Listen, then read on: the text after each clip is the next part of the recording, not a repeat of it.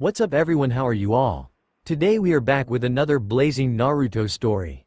What if Naruto was forced to share a tent with Sakura and Ino during a stormy night? If you enjoy, then please like, share and do comments. And also check the description to original creator of this beautiful creation. Tears. That was all Ino Yamanaka could see while she ran through the dark streets of Konoha. The fight with her parents had been a really bad one, and in her outburst of feelings the blonde girl had taken the most important of her stuff, thrown it into a bag, and then she had been off into the night and the pouring rain. She was convinced that nobody would see her now. Not at this unholy hour, but still she was happy that even if someone saw her, the person wouldn't be able to tell that she was crying. Everyone would believe that it was the rain on her face, because she was a kunoichi and those did not show any weakness and sure as hell did not cry. Ino had no intention to stop running. All that was in her mind was to get away from her parents. She did not care about being drenched or the pain that started to grow throughout her whole body. Just run, Ino. Run as far as you can, she thought to herself, repeating it like a mantra every few seconds. The straps of her bag began to cut into her shoulder, after the rain had gone through the bag and all of its contents and multiplied the weight. Slowly a small voice in her head began to show itself, as if her mind was trying to gain the control over her raging emotions. "But where are you going to run, huh?" the small voice asked, getting louder every time Ino repeated her mantra. At some point the flower girl had to answer it. "I don't know," she replied, and just like that stopped her run. The streets were muddy and her legs were sprinkled with dirt. Her skin felt cold and the tears still didn't stop. God, she was a mess. Worse even, she was a lonely mess with nowhere to go. Although it would have been easy to find a place to crash for a few nights at Sakura's home or the ones of her teammates, Ino also knew that her parents would search for her there first. Her problem was that she didn't have any other real friends. Sure, she knew a lot of people, but never befriended them enough to call any of them friends. Shino was way too creepy for Ino with all his bugs and his unsocial behavior, so she kept talking to him at a minimum. It was the same with Neji. They were great ninjas and Ino loved to work with them, but socially they weren't what she needed. Staying with Kiba was also a dead end, because the boy couldn't stand her anymore after she had shot down his attempts to date her in a very cruel way. She continued to stand in the street, closing her eyes and trying to solve her problem. She needed a place to stay, where no one expected or would search for her. Friends and hotels had to be ruled out. The other people she could ask, like Hinata, Lee and Tenten, sure were kind enough to let her stay the night, but she barely knew Hinata or Tenten, so it would have been very awkward to ask them. Lee was also ruled out, because of being too strange for Ino's taste, despite him being one of the nicest guys she knew. Again her train of thought went to where she had started. The girl didn't know how long she had been just standing in the middle of the street. The rain still fell without mercy. The sobs and tears had stopped as Ino had begun to analyze her problem. The bag had fallen from her shoulder and lay now in the dirty street. Ino just knelt down next to it. She didn't care about anything anymore. There was no answer for her problem. At least she couldn't find it. She couldn't just go to somebody she barely knew. She couldn't go to her friends. She couldn't even go into a hotel. And certainly she wouldn't go back to her parents. Even the thought of that brought her nearly to tears. What they had said was just too cruel. No matter why they had said something like that. Her anger and some other emotions did rise to the surface again. Despite desperation because she had nowhere to stay, sitting in the muddy street while rain poured down, Ino swore to herself that she would never go live with her parents again. They were wrong. Ino whispered to herself. "I'll prove them wrong and then they'll see that they should have never underestimated me." You know, it's kinda hard not to underestimate someone who sits in the mud and talks to herself. A voice said behind her. Ino grabbed one of the kunai out of her pouch, jumped facing the threat before anyone normal could have noticed. As she saw who had spoken, she relaxed. He was no threat, not even a small one in her eyes. "What do you want, Uzumaki?" she asked in an aggressive tone. Why did it have to be him to find her in this situation? Of all people, it just had to be the one person that she could get along with the least. "Nothing, Yamanaka. I'm just enjoying the rain," he told her without any hint of mischief in his voice. "It's really nice, isn't it? It's cool, relaxing, and you never meet anyone when it's raining."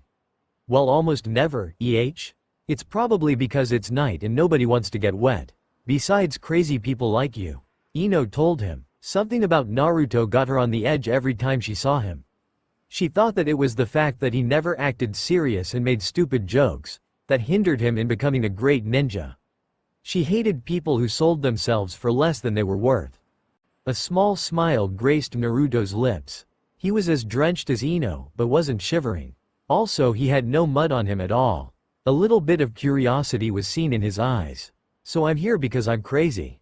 What's your excuse?" His voice was relaxed, as if her comments didn't even bother him at all. It was unlike him. Normally, when people would insult Naruto, he would point at them and make quite the scene. Now he was quiet, relaxed, and didn't even show a sign that he had heard her. Was it because no one else was around? Ino didn't know, and it didn't matter anyways. She mumbled her answer, hoping he would just leave her alone. She didn't need someone other than her parents bother her tonight. Got into a fight. Parents, ran away. No place to stay. The other words were too silent to be heard at all. Naruto's smile grew bigger. Ino turned her head to the side. Now it would start. He would laugh at her and would make fun of her, to get her back for all the times she did the same thing when he was in such an embarrassing situation. A small part of her mind even thought that she deserved it. "So where's the problem? You can stay at my place," Naruto told her with a big grin and a happy voice. In her surprise, she stared at him. What had he just said? She could stay with him? No jokes? No remarks? Just an invitation to stay over? Her face must have shown her big surprise because of his next words. "What's wrong, Ino? Come on? The rain has stopped, so there's no reason to stay outside anymore." He took a few steps towards her and then grabbed her bag, throwing it over his shoulder. Ino was still unsure but followed him as he led the way to his home. "This is no trick? You're not leading me on?" she asked, knowing how rude it was. But she had to make sure. Naruto turned around and faced her, staring in her eyes. "No trick, just a friend helping a friend," he told her with this unusual serious voice. His words were another surprise for Ino. "You consider me a friend?" she asked him. "But we fight all the time and never get along. At least if we're not on missions." He just laughed, turned around and started to walk again.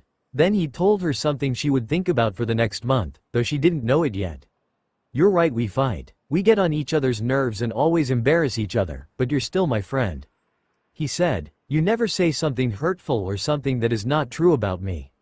It's not the usual friendship, but to me it is a friendship nonetheless." After that he was silent, and so was she. They just walked to his apartment in silence and dealt with what was on each of their minds. Ino tried to understand why Naruto would let her stay. She for her part had never been very nice to him, always pointing out his flaws and telling him how stupid his pranks were. Nevertheless, she had never spread rumors about him like a lot of the other kids had. They just never got along, because Ino had somehow felt that Naruto never tried his best. Like he was holding back. When he had fought in the Chunin exams, she had seen that he wasn't the dead last. Also, she had heard that it was him who had beaten Gaara of the Sand and had convinced Tsunade-sama to come to the village. He had potential to be just as good as Sasuke, if not better, of that Ino was sure. She just didn't get Naruto, and to be honest, in the end she did not care one bit why he was nice to her. She had a place to stay and he even carried her things for her. Why not enjoy such a nice gesture? Naruto meant no harm to her. When they came to his place, he opened the door and showed her to bathroom. He gave her a bright orange towel and said that he would make some ramen for them. She didn't complain. She closed the bathroom door, stripped her wet clothes down and got under the shower to warm herself up. Other problems could wait, couldn't they? Naruto, after he had given Ino the towels, had changed into dry clothes. He wasn't afraid of a cold. After all, he never got one thanks to his secret friend. Now he stood in his kitchen boiling water for 2 ramen cups. He heard the shower running in the bathroom and wondered how it had come to the fact that Ino Yamanaka was using his shower. When the rain had started and everyone else had gotten into their homes, Naruto had decided to take a walk through the village. Rain had always been his friend, because it was the reason why the streets were empty. That meant no hateful glares, no one accidentally bumping into him, and no whispered curses about the demon child. Just him, the street, and the platter of raindrops. He enjoyed walking the village in the rain. It was lonely, but loneliness was better than the silent boiling hate he always felt from the village. Well, not the whole village anymore. People like Iruka, Tuchi, Ayame, Anko and most of the higher shinobi were quite fond of him nowadays. It had something to do with him beating Gaara and finding Tsunade, Naruto suspected. All the other shinobi didn't really care about him as far as he knew. Not that they had been the problem in first place. It was the villagers who despised or feared him the most.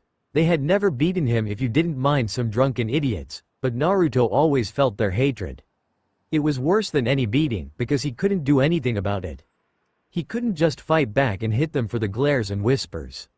Not even for telling their kids to avoid him. He just had to endure everything they did. That was why he praised the rain and the peace it gave him. Loneliness was his friend sometimes, though he was never really alone. The damn fourth had made sure of that. With a scowl he poured the boiling water in the cups. He nearly burned his hands again. That happened quite often these days. They were always shaking for some reason. Maybe suppressed anger was the reason, maybe the exhaustion from his training. He couldn't care less about it. What he did care about was why he had found Ino kneeling in the muddy road, legs all dirty, clothes drenched, eyes puffy red. He had noticed it right away. Never ever had he seen the girl like that. She always cared about her looks and it was a bad sign if she didn't. When he heard her mutter to herself how she would show someone they were wrong, Naruto knew that she had had a fight with someone. The person had hurt her bad, even he saw that back then. So he did the only thing he could think of. Giving her a place to hide, to recover from the pain. He wasn't close to her, but she was Sakura's friend after all. Also she was always fun to argue with. He liked the strong, bossy and loud Ino, because she meant a challenge for his mind. To verbally fight with her was a funny way to kill time and distracted him from other things. Sure, she had never seen through the facade of his grins and false laughter, but why should she? They only talked for a few minutes most of the times. Mostly it ended with her whacking his head telling him to shut up. The girl in the street was nothing of the strong friend he knew. She was lost, hurt and had nowhere to go. Only a glimpse of the determination of the normal Ino had been left in her. Naruto knew how she felt, because he had felt the same many times. What she needed was the help of a friend. The surprised look on her face had been a bonus for him. She had followed him to his house without another word and Naruto was sure that she had been lost in her thoughts. Now he had one of the prettiest girls in his house, using his shower. He couldn't help a small blush on his face. The first girl to ever visit him. Well, besides Hinata, but the blue-haired girl was a special case after all. Furthermore, unlike Hinata, Ino would stay the night with him or even a few nights. That made her staying here special. The sound of the shower stopped just as he set two bowls on the table. He preferred to eat from the bowls instead of the cup. It just made the whole experience of eating ramen nicer. When he heard the bathroom door open, he lifted his head in its direction. Ino had only opened it a little, so he couldn't see her but hear her voice. "Naruto?" he heard her ask, pretty shyly. Could you do me another favor?" "Sure Ino, what do you need?" he asked. She was his guest and Naruto would do everything to make her comfortable. "Well, you see," Ino began, "I don't have any dry clothes. All the things in my bag are wet. I know you don't have any clothes for girls, but could you lend me some of yours?" The blush could be heard in her voice. Maybe there was also a bit of shame for being in this situation. Naruto's smile grew. If that was her only problem, it was easily fixed. "Sure, wait for a moment," he told her. Then Naruto went into the bedroom, took some of the things out of his dresser and went to the bathroom. Now came the awkward part. "Ino, I've got the things here. I'll close my eyes so you can get them from me, okay?" His face was really hot. If Sakura had been in Ino's place, he was sure she would have beaten him into next week. For his luck, Ino was too exhausted from the events of the night to even care. "Okay, close your eyes, I will get the things," the blonde girl said. "And thanks again for being so kind." Closing his eyes, he waited. The next thing he felt was the small breeze of hot air coming from within the bathroom and then someone tugging the clothes out of his hands. After that he heard the bathroom door close. "I'll be waiting in the kitchen for you," he said through the door. "We can discuss the sleeping arrangement while we eat there if you want. Or we just eat and talk afterwards. It's up to you." Without waiting for an answer, he got back into the kitchen and sat down into one of the two chairs. There he waited for her. After a few minutes, Ino came into the kitchen. When he saw her, his breath got stuck in his throat. She was wearing a small pair of his boxers, which showed a lot of her long legs. The shirt that was a little big for her went just over her behind, drawing his attention to it. Her wet hair dangled over her shoulder, freed from its normal ponytail, giving it a messy but also wild look. To his luck, she was still drying her face and didn't see his stare before he turned his eyes away. Naruto was convinced that the girl would have whacked him if she had seen. He himself would have done the same. Ino came over to the kitchen table and sat down on the opposite side from him. She looked into his face. A small smile was seen around her lips. He had to admit, this girl was indeed Sakura-chan's worst rival when it came to being beautiful. "Thank you for treating me like this. I don't know what would have been if you hadn't shown up at the street," she told him. Naruto took his hand behind his head, rubbing his hair. "Don't mind it, Ino. I just did what anyone would have done. Come on, let's eat. I am starving and I'm sure you're too. After that you can get my bed and I'll take my sleeping bag and the couch," he said. "And don't worry, you can stay here as long as you want." "Thank you. You're really kind to me. I don't know how to repay you," she told him as she took her chopsticks. "Just show your parents that whatever they said to hurt you isn't true," Naruto said. "I don't know what they said and I don't care, but I want none of my friends being hurt by anyone."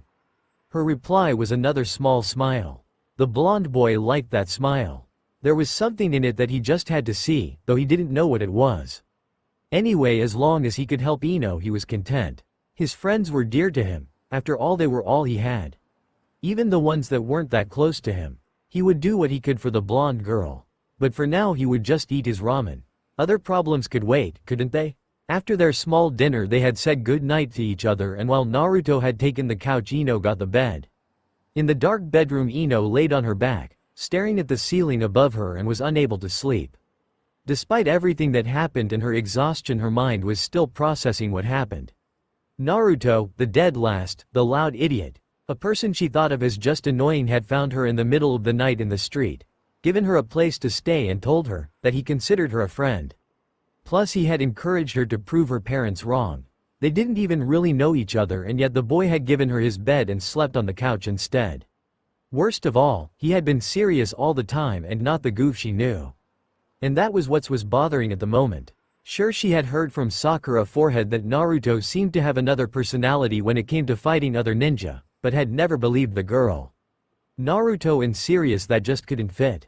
On top of her own experience, Ino had heard how it was Naruto who had beaten Gaara of the Sand, and there was a rumor about him being the one responsible for Lady Tsunade's return, which were both quite impressive feats. It bothered her a lot that she had not seen this side of Naruto. She was Yamanaka Ino after all, which meant that her ability to know people's personality at first sight was unmatched, except for the one of her parents. Was there really more to Naruto than she had seen? Well, right now it seemed like she couldn't find the answer to that special question, so Ino decided that it was time to sleep. Closing her eyes, she turned to her side and took a deep breath. The air in the room, the sheets, and even the clothes on her body, all had a different smell on them, she noticed. The room smelled like ramen, probably because of their dinner. The clothes smelled like they had been freshly washed and had a hint of vanilla on them. The sheets, however, had the most interesting smell. Here Ino could smell not only the vanilla scent but also that of a training field. The faint smell of grass and trees and something musky. Like Naruto had come home after training and just slept without changing clothes or showering. Seeing that it was Naruto she thought about, the blonde girl was sure that this was just the reason the sheets smelled like this. But she couldn't really complain. It kind of smelled nice. Absolutely different from her room at her parents' house. With a small content sigh, the teen snuggled into her comfortable pillow, and a few seconds later sleep came over her. Sadly, it lasted only for a few hours. At 4 in the morning she woke up. The green glowing letters of Naruto's alarm clock gave a little light. What had her waking up at such an hour? Normally Ino was someone who loved to sleep in. Her answer came with the sound of a moan. It came from the living room, and therefore it had to be the blonde owner of this place. With a little yawn, Ino got out of bed, and on her bare feet she sneaked through the room into the small hall of the apartment. She heard her fellow genin mumbling. What the hell is he doing? She thought. Curious now, she peeked her head through the small door and saw him sprawled over the couch in a way only Naruto could sleep. The small TV was still on and illuminated the room, but the sound was muted. Ino could see Naruto's eyes moving under his closed lids. The boy was dreaming and speaking in his sleep. Given the sounds that came from his direction, she was sure that the boy had a nightmare. He was panting heavy and thrashing around. Just as Ino decided to wake the poor boy, she heard something that shocked her to no end.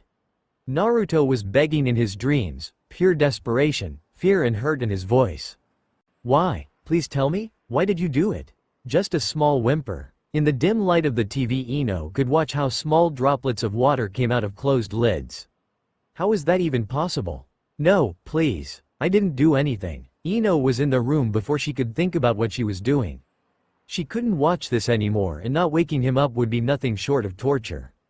But just as she reached the couch, the blonde girl heard the words that would change her view of Naruto completely. Mom, Dad, don't leave me alone with the fox. Please help me. Shocked, Ino grabbed the boy's shoulder and shook him awake. He jerked into a sitting position, grabbed a kunai that had been hidden somewhere and brought it to Ino's throat. Shivering, the blue-eyed female watched his face, an expression of a cornered animal. Then he took the kunai from her throat and relaxed. Sorry, bad dream, he said to her, staring at his hands. Did I wake you up? Was it guilt in his voice? Shame? Maybe both? She couldn't tell. Still in shock, Ino could just nod. It wasn't the kunai or the fact that she didn't know what to say, but these last words he had screamed in his dreams. So helpless, as if he had always been alone. Please don't tell anybody. The only person who knows about this dreams is Iruka-sensei. The blonde boy told her, embarrassment clearly visible on his face. I don't want anybody else to see me like this, weak. I am a ninja, not a stupid kid. Her ninja training jumped into function, and the shock and fear went away to let her think again. She realized the boy in front of her shivering like a leaf in the wind. He was afraid of her because she had seen him like this and didn't know what she would do now. Ino was ashamed of herself. She had a little fight with her parents and had run away from home because of it. Even worse, she had almost given up an hour after she had been alone, while Naruto had been alone all his life. She had said so much bad things about him, because he never had been as good as others. Now she understood why. He never had anyone to help him. Always had so much to learn all by himself. Ino thought about what would have become of her if she would never have gotten any advice from her parents. She didn't even imagine it. Even Sasuke-kun had it better than Naruto. Not that he had it easy, but still he had a family to help him grow. And unlike Sasuke, who wallowed in his self-pity, Naruto was there for others, although in his very annoying way. Ino, life is not always easy. We all come to a point where we need the help of others. Promise me that when you meet somebody who needs help, you will be the one to help that person. The words her mother had said to her at some point now came back. It was exactly one of the situations the older Yamanaka had meant. As she was thinking about this, Ino decided that she would listen to the words of her mother in this case, no matter how much she hated her at the moment. Determined, she grabbed Naruto's hand and forced him to look at her. The pleading look was still on his face. I promise not to tell a soul, she said. His face lit up in a way that could only be named as easement. He wasn't smiling or grinning at her, in fact he was shivering like a leaf in the wind, but hey, it was something. He turned his attention to their hands and rubbed his thumb over her hand. Thank you. Not more than a whisper, but Ino heard it anyway. She hadn't expected him to thank her for it. Confused, she forced him to make a little room on the couch and sat down next to him, still holding his hand in hers. She figured that if he didn't like the contact he would have let go of it by now. This boy was special, so much Ino could tell by now. Had he ever had someone to hold him when he had been afraid as a kid? Probably not. She couldn't imagine to be him. To be honest, she didn't want to, but right now she could at least make up for some of the things she had said to him in the past. So she took hold of his arm, which wasn't that easy because of them still holding hands. After that, she leaned her head onto his shoulder and watched the muted TV. Is it hard? She asked him. Normally she would have expected him to ask what she meant, but right now the direction of her question was evident. Ino heard a sigh coming from his lips. Sometimes. You get used to being alone. It's not as bad for me, after all I never know something else. He explained to her, and his head gently fell against her own. What a nice feel that was. Just sitting there, enjoying someone who at least for the moment cared about you, despite him having his own shit to deal with. Did you mean it when you said I could stay here as long as I wanted? Sure, if you have no problem with me having these dreams from time to time. His answer was quite funny. He was the one providing shelter and asked her if she was okay with it. What a good, but silly guy. I don't. In fact, Uzumaki, I think it's better to be here when you have them. In that case you can stay as long as you want. I have a meeting with Tsunade Ba tomorrow. I think I am gonna tell her about you staying here, but I'll ask her not to tell anybody else. That way she can tell your parents that you are safe and you don't have to worry about being found." After he had finished this sentence, Ino's head shot up only to collide with his in a painful manner. "Aw shit, that hurt," she said, but realized it was her fault anyway, so she couldn't blame him. "Are you sure she will do it? I mean, she is the Hokage and we're just genin. My dad is part of the council and all. Don't worry, she has a sweet spot for people with troubles," Naruto said. "She's a gambling, drinking old hag with way too big boobs, but she is a good person nonetheless." The blonde girl stared at her counterpart. Was it really okay for him to speak like that about the Hokage? Well, he had spent more time with the women than Ino had, so maybe he was right. Now it was her turn to thank him. Placing her head on his shoulder again, she whispered, "Thank you, Uzumaki." His answer was a yawn and a slight snore. Ino suppressed the urge to hit him and instead giggled at this goofball of a boy. Suddenly she decided that if he would really manage to get her a safe place to hide from her parents, then she would make sure that he wasn't alone anymore. Who knew? Maybe Naruto could turn out to be an impressive ninja with a little help. He had shown the potential for it before. And he was a good guy at heart, although annoying. Plus she could prove her parents wrong. They had said she should stop being a ninja, because she wasn't cut to be one in their eyes. They even dared to go that far as to say she would drag her fellow ninja down. Now she sat next to someone who believed in her and said she should prove them wrong. Determined, she decided that from tomorrow on, Ino Yamanaka would start to train herself. Even more than that, she would make sure to help Naruto to improve in every way possible. The boy had been there for her and had called her a friend. If there was one thing you could say about Ino other than being troublesome, as Shikamaru always said, it was the fact that they cared about her friends and wanted to bring out the best in them. She would form Naruto in the strong, smart ninja that could rival Sasuke anytime. After all, behind every strong man, there is an even stronger woman. As she sat next to the snoring boy, a plan began to form in her head, and if it would go as planned, both of them would profit in the end. Getting up in the morning was something Naruto always had a problem with. Not that he overslept, no, he always woke up before his alarm started, but leaving the sheets and starting the day was one of the most hated activities of his life. Today it was even harder for him. He didn't have to open his eyes to notice the first rays of sunshine coming through the window of his living room and landing on his face. He knew that he had fallen on the couch yesterday, so it wasn't too strange to be woken by the sun. What was strange was the fact that something tickled his face. Also, he had some kind of weight on him which held him on the couch. Also, he could smell green apple shampoo. His shampoo certainly didn't smell like green apple. Most of his cleaning stuff smelled like vanilla. Hinata had convinced him to try it not too long ago and had got him some of it. Naruto had to admit after using it that it really smelled good. Not too strong, not too sweet, but just right. So why did it smell like green apple around him? There was only one way to find out, so slowly he opened his eyes only to be blinded by the bright sunlight. Slowly his eyes started to adjust themselves and he could see what that weight on him was and why it smelled like green apple shampoo around him. With him on the couch was Ino, her face buried in the crook of his neck, her now shoulder-length blonde hair straight over his face. Somehow she hadn't gone back to the bedroom after his nightmare had woken her last night. But while the bed had room for two people to stay without on top of each other, the couch hadn't too much space. That was why she lay on top of him. The whole situation slowly began to seep into his mind. He was on the couch. The blonde girl on top of him was his friend Ino. They had slept the night snuggled together. He had slept with Ino Yamanaka on top of him. In other words, Naruto Uzumaki was dead meat if she woke up now. That in mind, he did the most idiotic thing he could do right now. He jumped up, as far as it was possible, and brought the very much needed distance between them. His problem was that with her weight on him he just fell from the couch, hit his head on the floor with a loud thud. A second later he realized that a simple Kawarimi no Jutsu would have been enough to get out of the situation without trouble. Now it was too late. The noise and his movement only lead to the thing he wanted to avoid. Ino was awake. He mentally prepared for his death as she opened her blue eyes and focused on him on. As scared as Naruto was, it was interesting to witness the emotions playing on her face.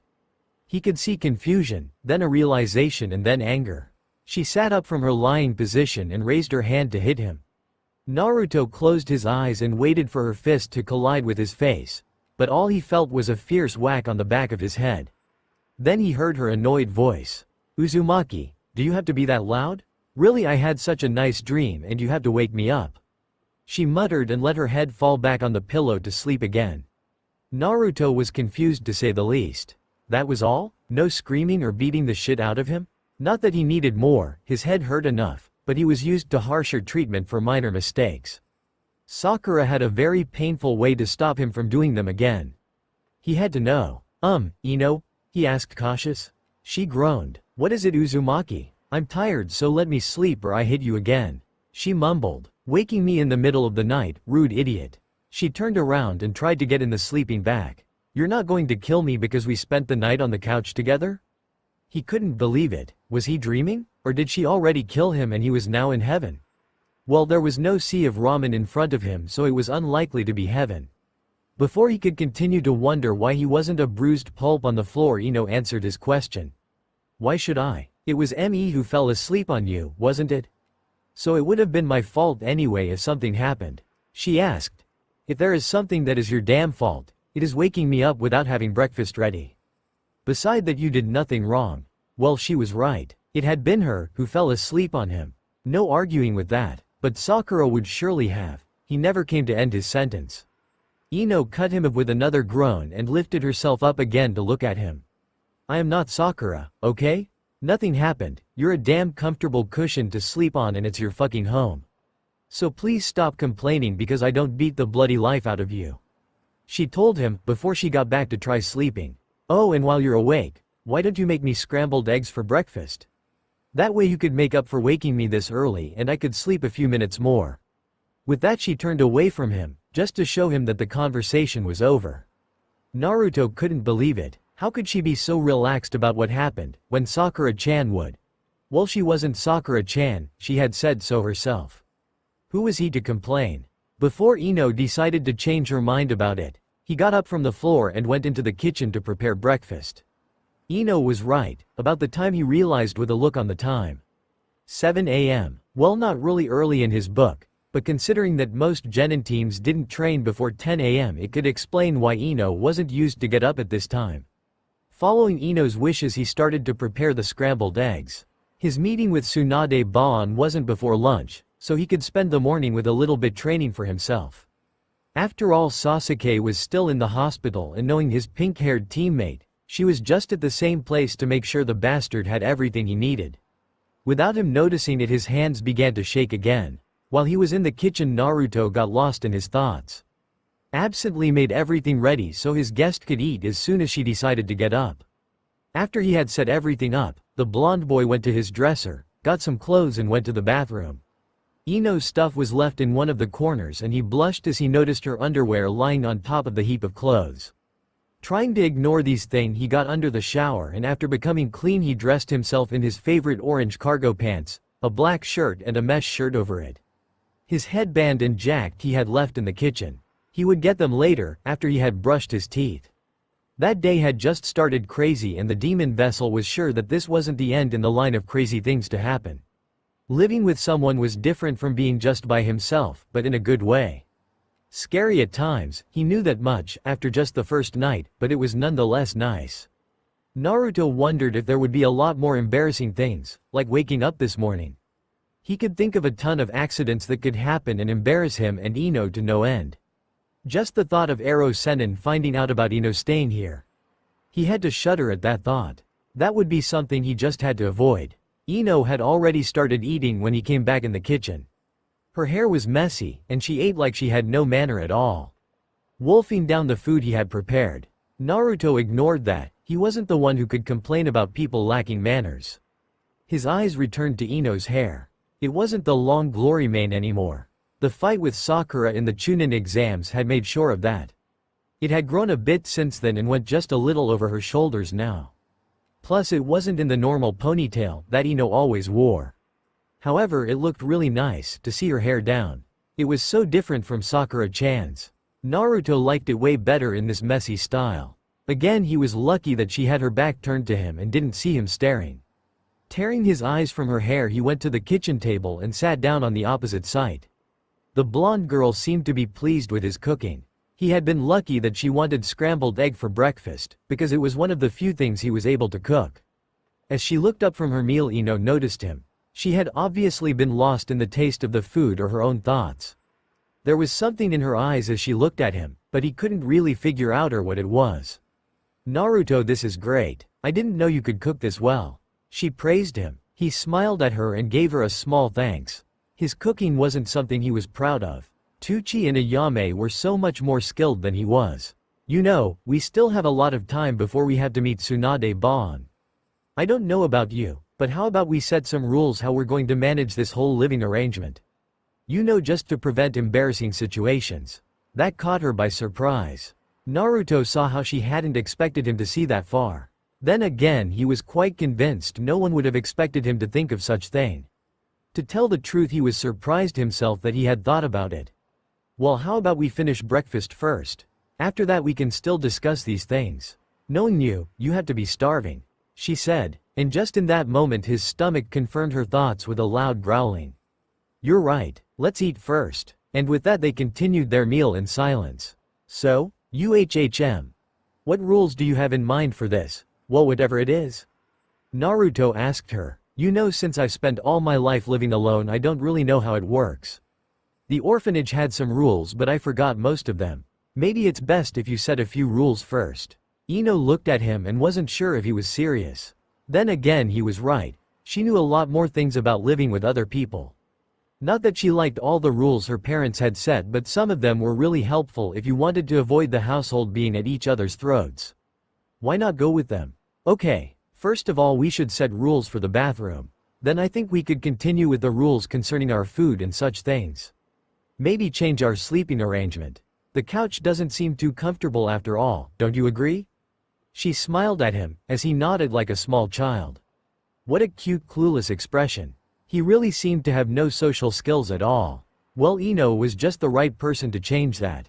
She asked him to give her a pen and a piece of paper, to note all their future rules down, and while Naruto began to search for said items, Ino thought about the habits of both parties. It would make things easier if the rules applied to their habits. Like if Naruto was a morning person, it would be easier to let him have the bathroom first, because Ino just loved to sleep a bit longer if she could. Soon Naruto came back, pen and paper in his hand. He gave it to her, sat down and watched her, like she was about to tell him about the most awesome jutsu he had ever heard of. An hour and some hard discussions concerning no more ramen than 3 times a week, who would do which chores in the house, who would shower first, because apparently none of them was a real morning person, and a few other minor things. They had now reached the last and most important part of the list, sleeping arrangements. Ino, after last night, had decided that she couldn't let Naruto sleep on the couch. Not that he would not survive it, but after that nightmare he had, well, she just wanted to be around him the next time something like that happened. However, not only would she have to convince Naruto to agree to them sleeping in the same room, but they would also have to buy a futon. As much as she liked the boy as a friend and was thankful for him letting her stay at his house, there was no way she would agree to them sleeping in the same bed. The same room was okay. It was like sharing a tent with Shika when they were on Big Deal, but sleeping in the same bed somehow had such a special meaning. And there was no boy she would let in her bed at this moment. As she told Naruto her thoughts, save for the last part, the boy had an understanding expression on his face. Not only that, but he had also learned in the last hour that there was no arguing with Ino if she had set her mind on something. Or at least Ino hoped he had learned that special trait of her character. "It's okay, Ino. We'll get a futon. No big deal at all," he said. "I understand that you don't want anyone other than Sasuke Teme to be that close to you." His grin was so wide and bright that Ino forgot what he had said for a moment, while she mused how someone could stretch his facial expressions like that. It took her a few seconds to understand what he had said, because that grin had something strange that distracted her. As she finally got what Naruto had, she had to pause for a moment. "Why would you think I would Sasuke sleep in my bed? Are you crazy?" she asked the boy, who obviously was confused by her question. "Don't you love him?" he asked. "I mean, no offense, but the way you always acted when the Teme was around kind of implied that you had feelings for him. You know, fighting with Sakura over who of you will get him. Fawning how great the guy is. Trying to hug him all the time. Doesn't that mean that you like him?" Suddenly Ino's laughing filled the kitchen. So that was it. Of course he couldn't know it. Now his question made sense. Naruto thought that her, "I want Sasuke," play had been real. Poor boy, she had to explain it to him, before he hurt his head thinking too hard. That is what you mean. Listen Naruto, I don't like Sasuke. Well maybe I like his looks a little bit but, well I don't have real feelings for him. You don't? His confused face was just too funny to look at, that was for sure. No. Here let me explain it to you, so you can understand it. When do you train harder? When you're alone or when you're training with Sasuke? Tell me. Ino watched him as he thought about her question. Probably when I'm training with Sasuke. I have to keep up with him after all. He told, clearly not seeing the connection. What does that have to do with you liking him? Well you see, it's the same with me and Sakura. If we have a rival we try harder. You know when I first met Sakura she was really shy, but after she had me as a friend and later as a rival she began to grow confident. Ino explained to him. That's why I pretend to like this brooding emo. It makes Sakura want to keep up to me in every way. I know we aren't friends like when we were younger but she is still important to me. Plus it pisses Sasuke off whenever we fight over him. It's really funny. Ino's evil grin made Naruto laugh. Well now the boy knew that he wasn't the only one who wasn't too fond of Sasuke. Even if the black-haired boy really did look good. Well too bad he had the personality of an ice block. So you don't like the Teme? Was that ease in his voice? Anyway Ino shook her head to answer his question. Wow, that's funny. There are only 3 other girls I met so far, who didn't like Sasuke. Maybe there is still hope for us other guys. The mischief in his voice was nearly grabbable. Don't get ahead of yourself Whisker Boy. Just because I don't like him, doesn't mean I like you or the other boys in that way. She told him, a girl like her would never settle for less than the best she could get. Ino huffed. Sorry, it's just nice to know that there are some pretty girls who don't like the kind of him. Naruto told her. So, back to the sleeping thing. We share a room, but I will have to sleep on the futon right? No problem with me. Shall we buy it now? Jeesh Naruto, do you really think I'll go out like this? Ino pointed at the too large shirt and his boxer she was wearing right now. Let me at least dress myself. Well, I don't see the problem. You will get all the boys' attention if you go out like this. It's not always that they see such a beautiful girl in such clothes, is it? He mocked her. He didn't notice the faint blush on her cheeks from what he had called her, and what's worse is that she balled her fist a second later. Bad mistake. A minute later he had 2 large bruises on his head and a fuming Ino who went to the bathroom. She had told him that they would go shopping later, after she had washed her own clothes and put them in the dryer. Till then he should finish washing the plates from breakfast. As Naruto was about to complain, Ino told him to shut up and see it as a punishment for making fun of her. Half an hour later as she had said, Ino emerged from the bathroom again and found her blonde roommate sleeping on the couch. She woke him up, grabbed one of her ceiling scrolls for the things they wanted to buy and told Naruto to get dressed. Watching him as he put on his jacket she suddenly noticed something. Without his headband his hair looked much better. Walking over to him she took the headband from his hand and took the zipper of his jacket. A moment later she had opened the jacket. What are you doing Ino? The boy asked, not understanding what the girl was up to. I'm giving you a few fashion tips. God knows you need them, she said and fixed his headband around his belt. That was something Ino was good at. Fashion and makeovers. Great ninjas had to look cool, and if she wanted Naruto to become one, she could start with his looks after all. Maybe she would even manage to get him to wear less of this orange horror he called clothes. Here see, she dragged him in front of a mirror.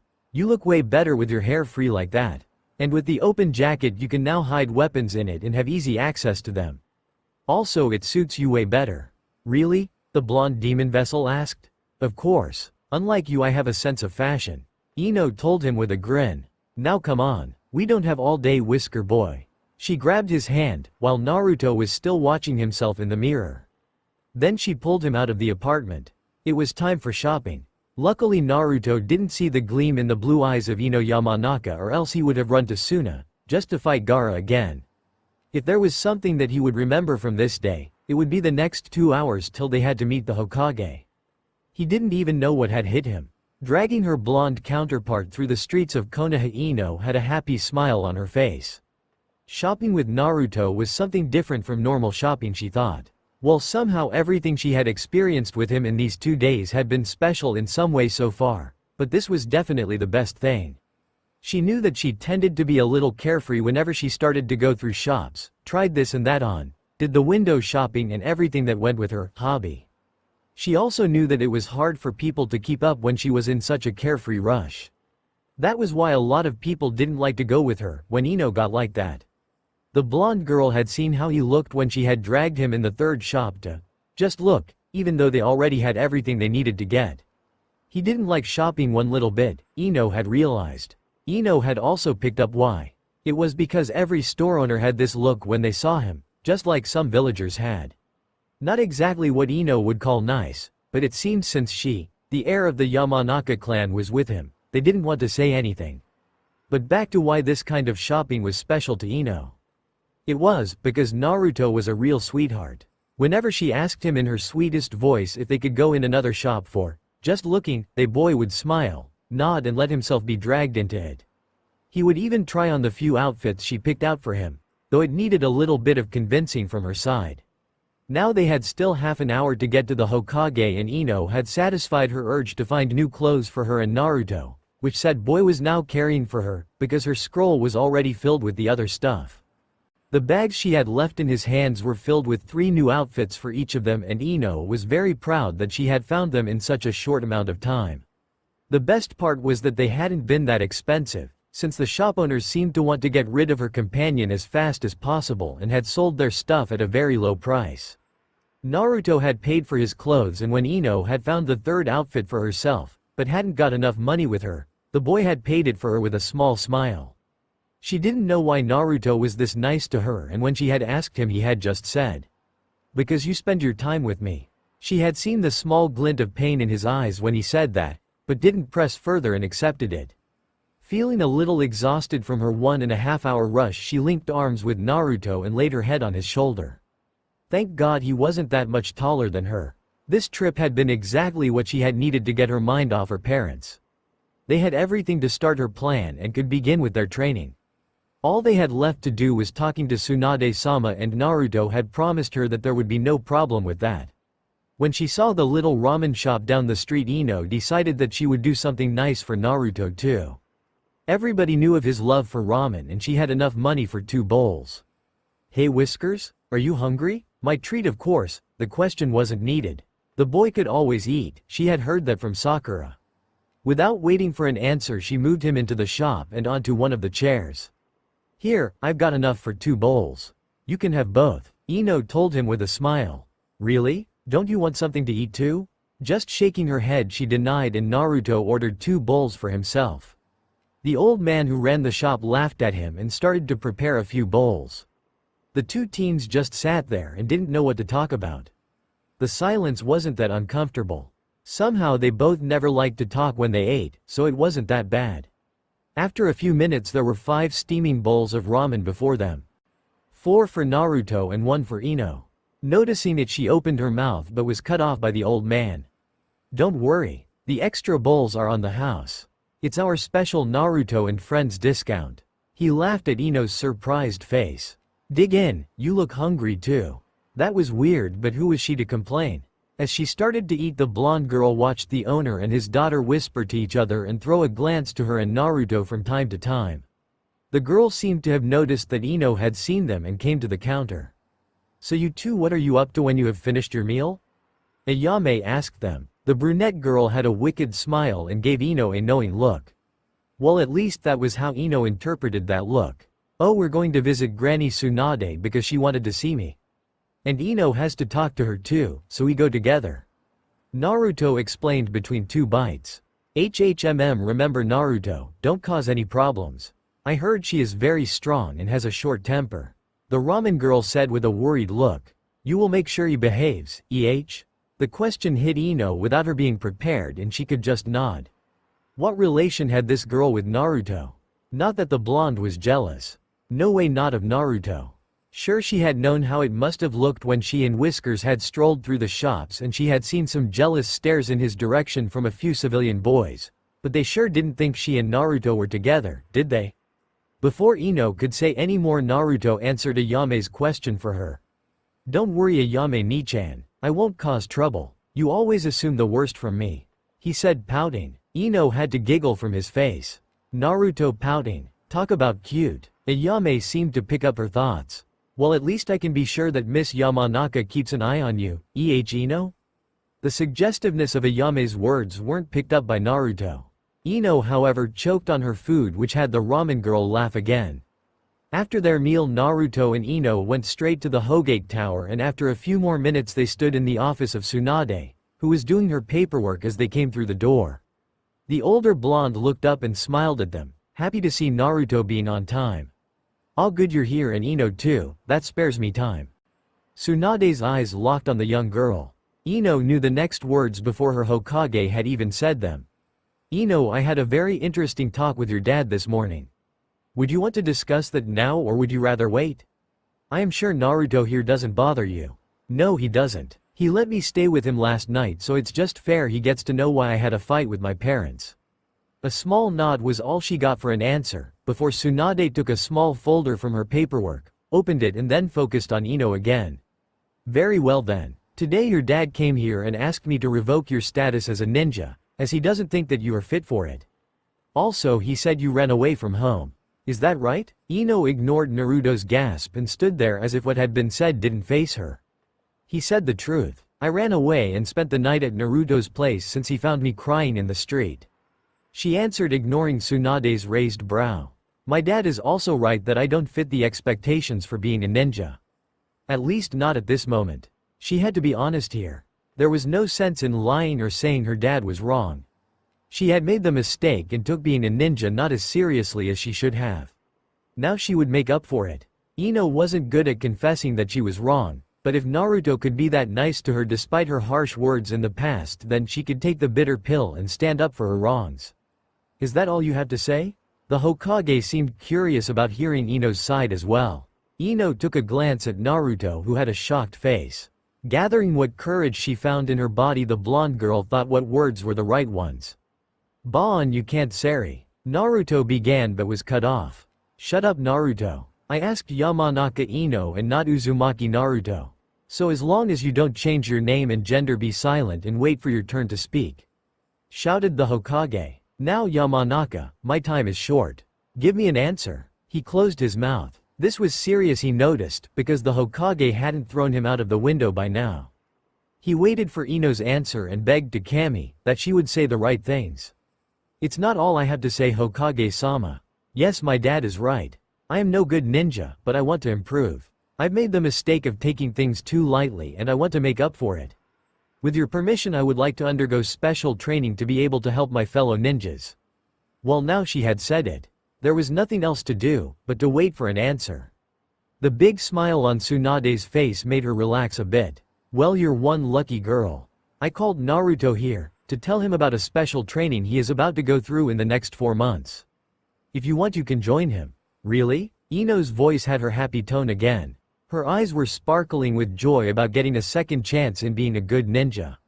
Yes. Now to that training, which now concerns both of you. Tsunade began. She took out another folder and a scroll. Since your marks in the academy were the worst, Naruto and Ino doesn't seem to fit the expectation of being a ninja. Both of you won't take any missions till I say otherwise. I can't have bad ninja in a time like we're now in. You are from now on considered academy students. In the next time, both of you will have a refreshment of your basic ninja skills.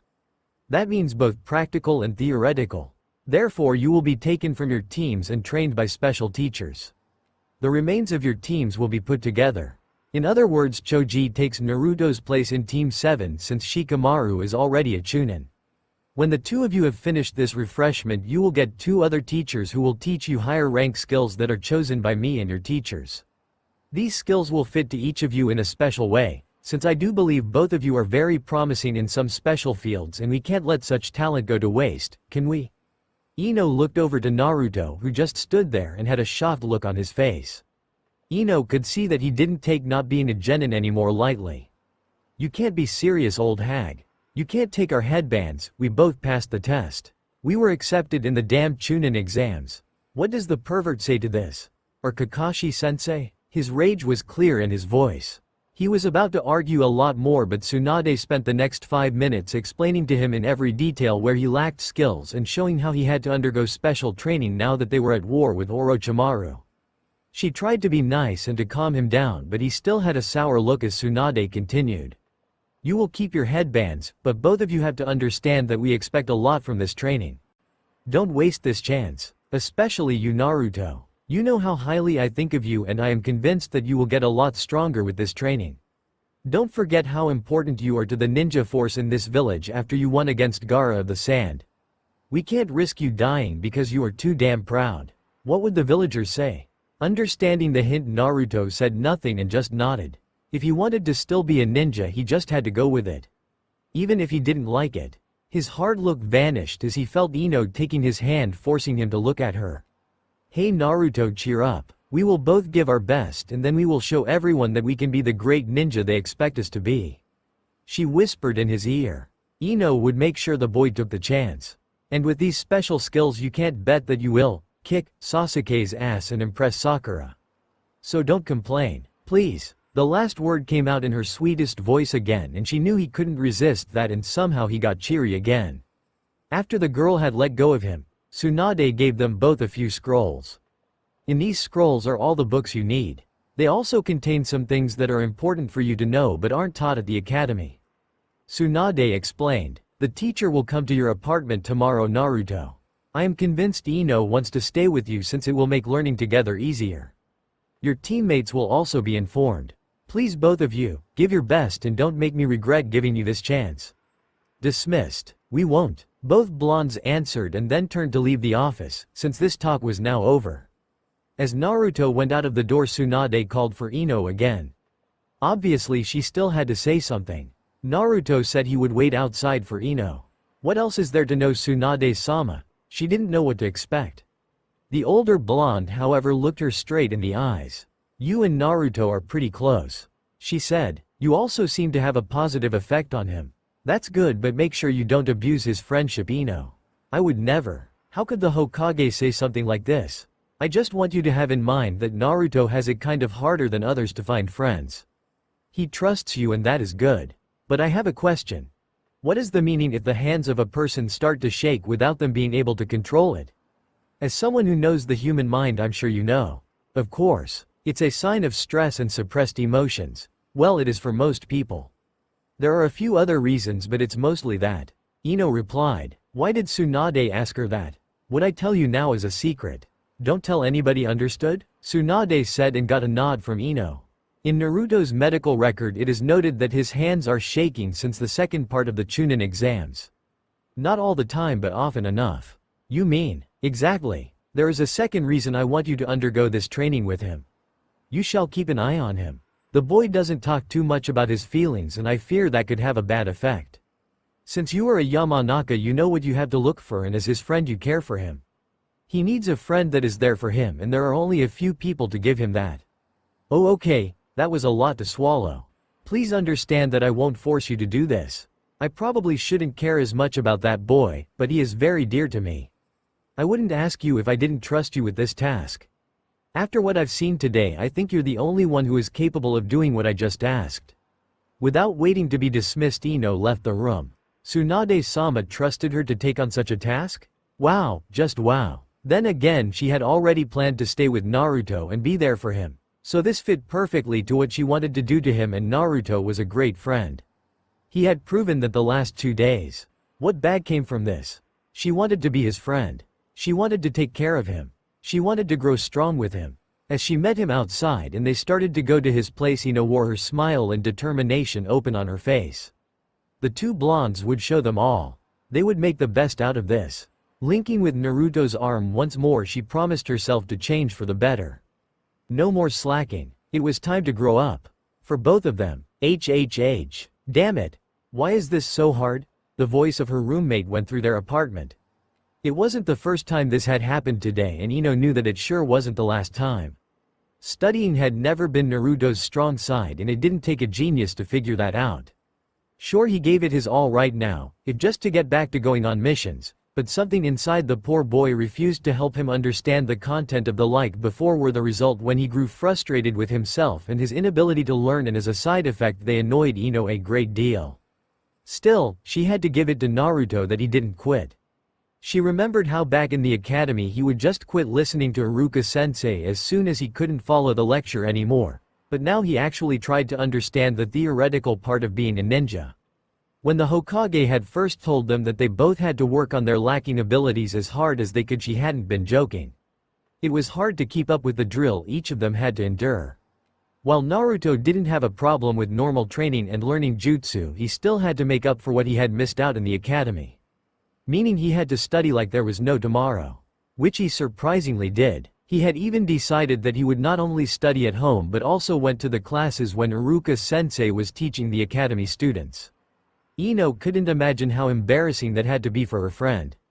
Also, he would study even though today was one of their few days off.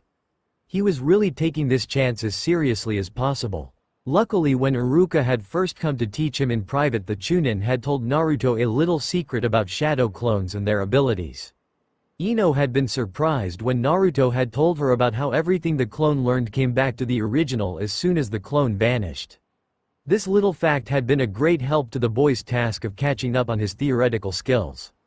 However, it didn't mean that it made everything a piece of cake for him. Studying was still hard for Naruto, and that meant he would complain all the time about how he didn't get the stuff, which got on Ino's nerves. More so since she had just lain down on the couch to relax a bit while watching TV. Couldn't he just shut up and take a break this one time? Just for the sake of her sanity. It wasn't often that she had had the chance to relax in this last month, since Asuma was training her in taijutsu and ninjutsu every day now that his team was disbanded. While this was paying off and her skills had improved just as much as Naruto's had, she still needed a break from time to time.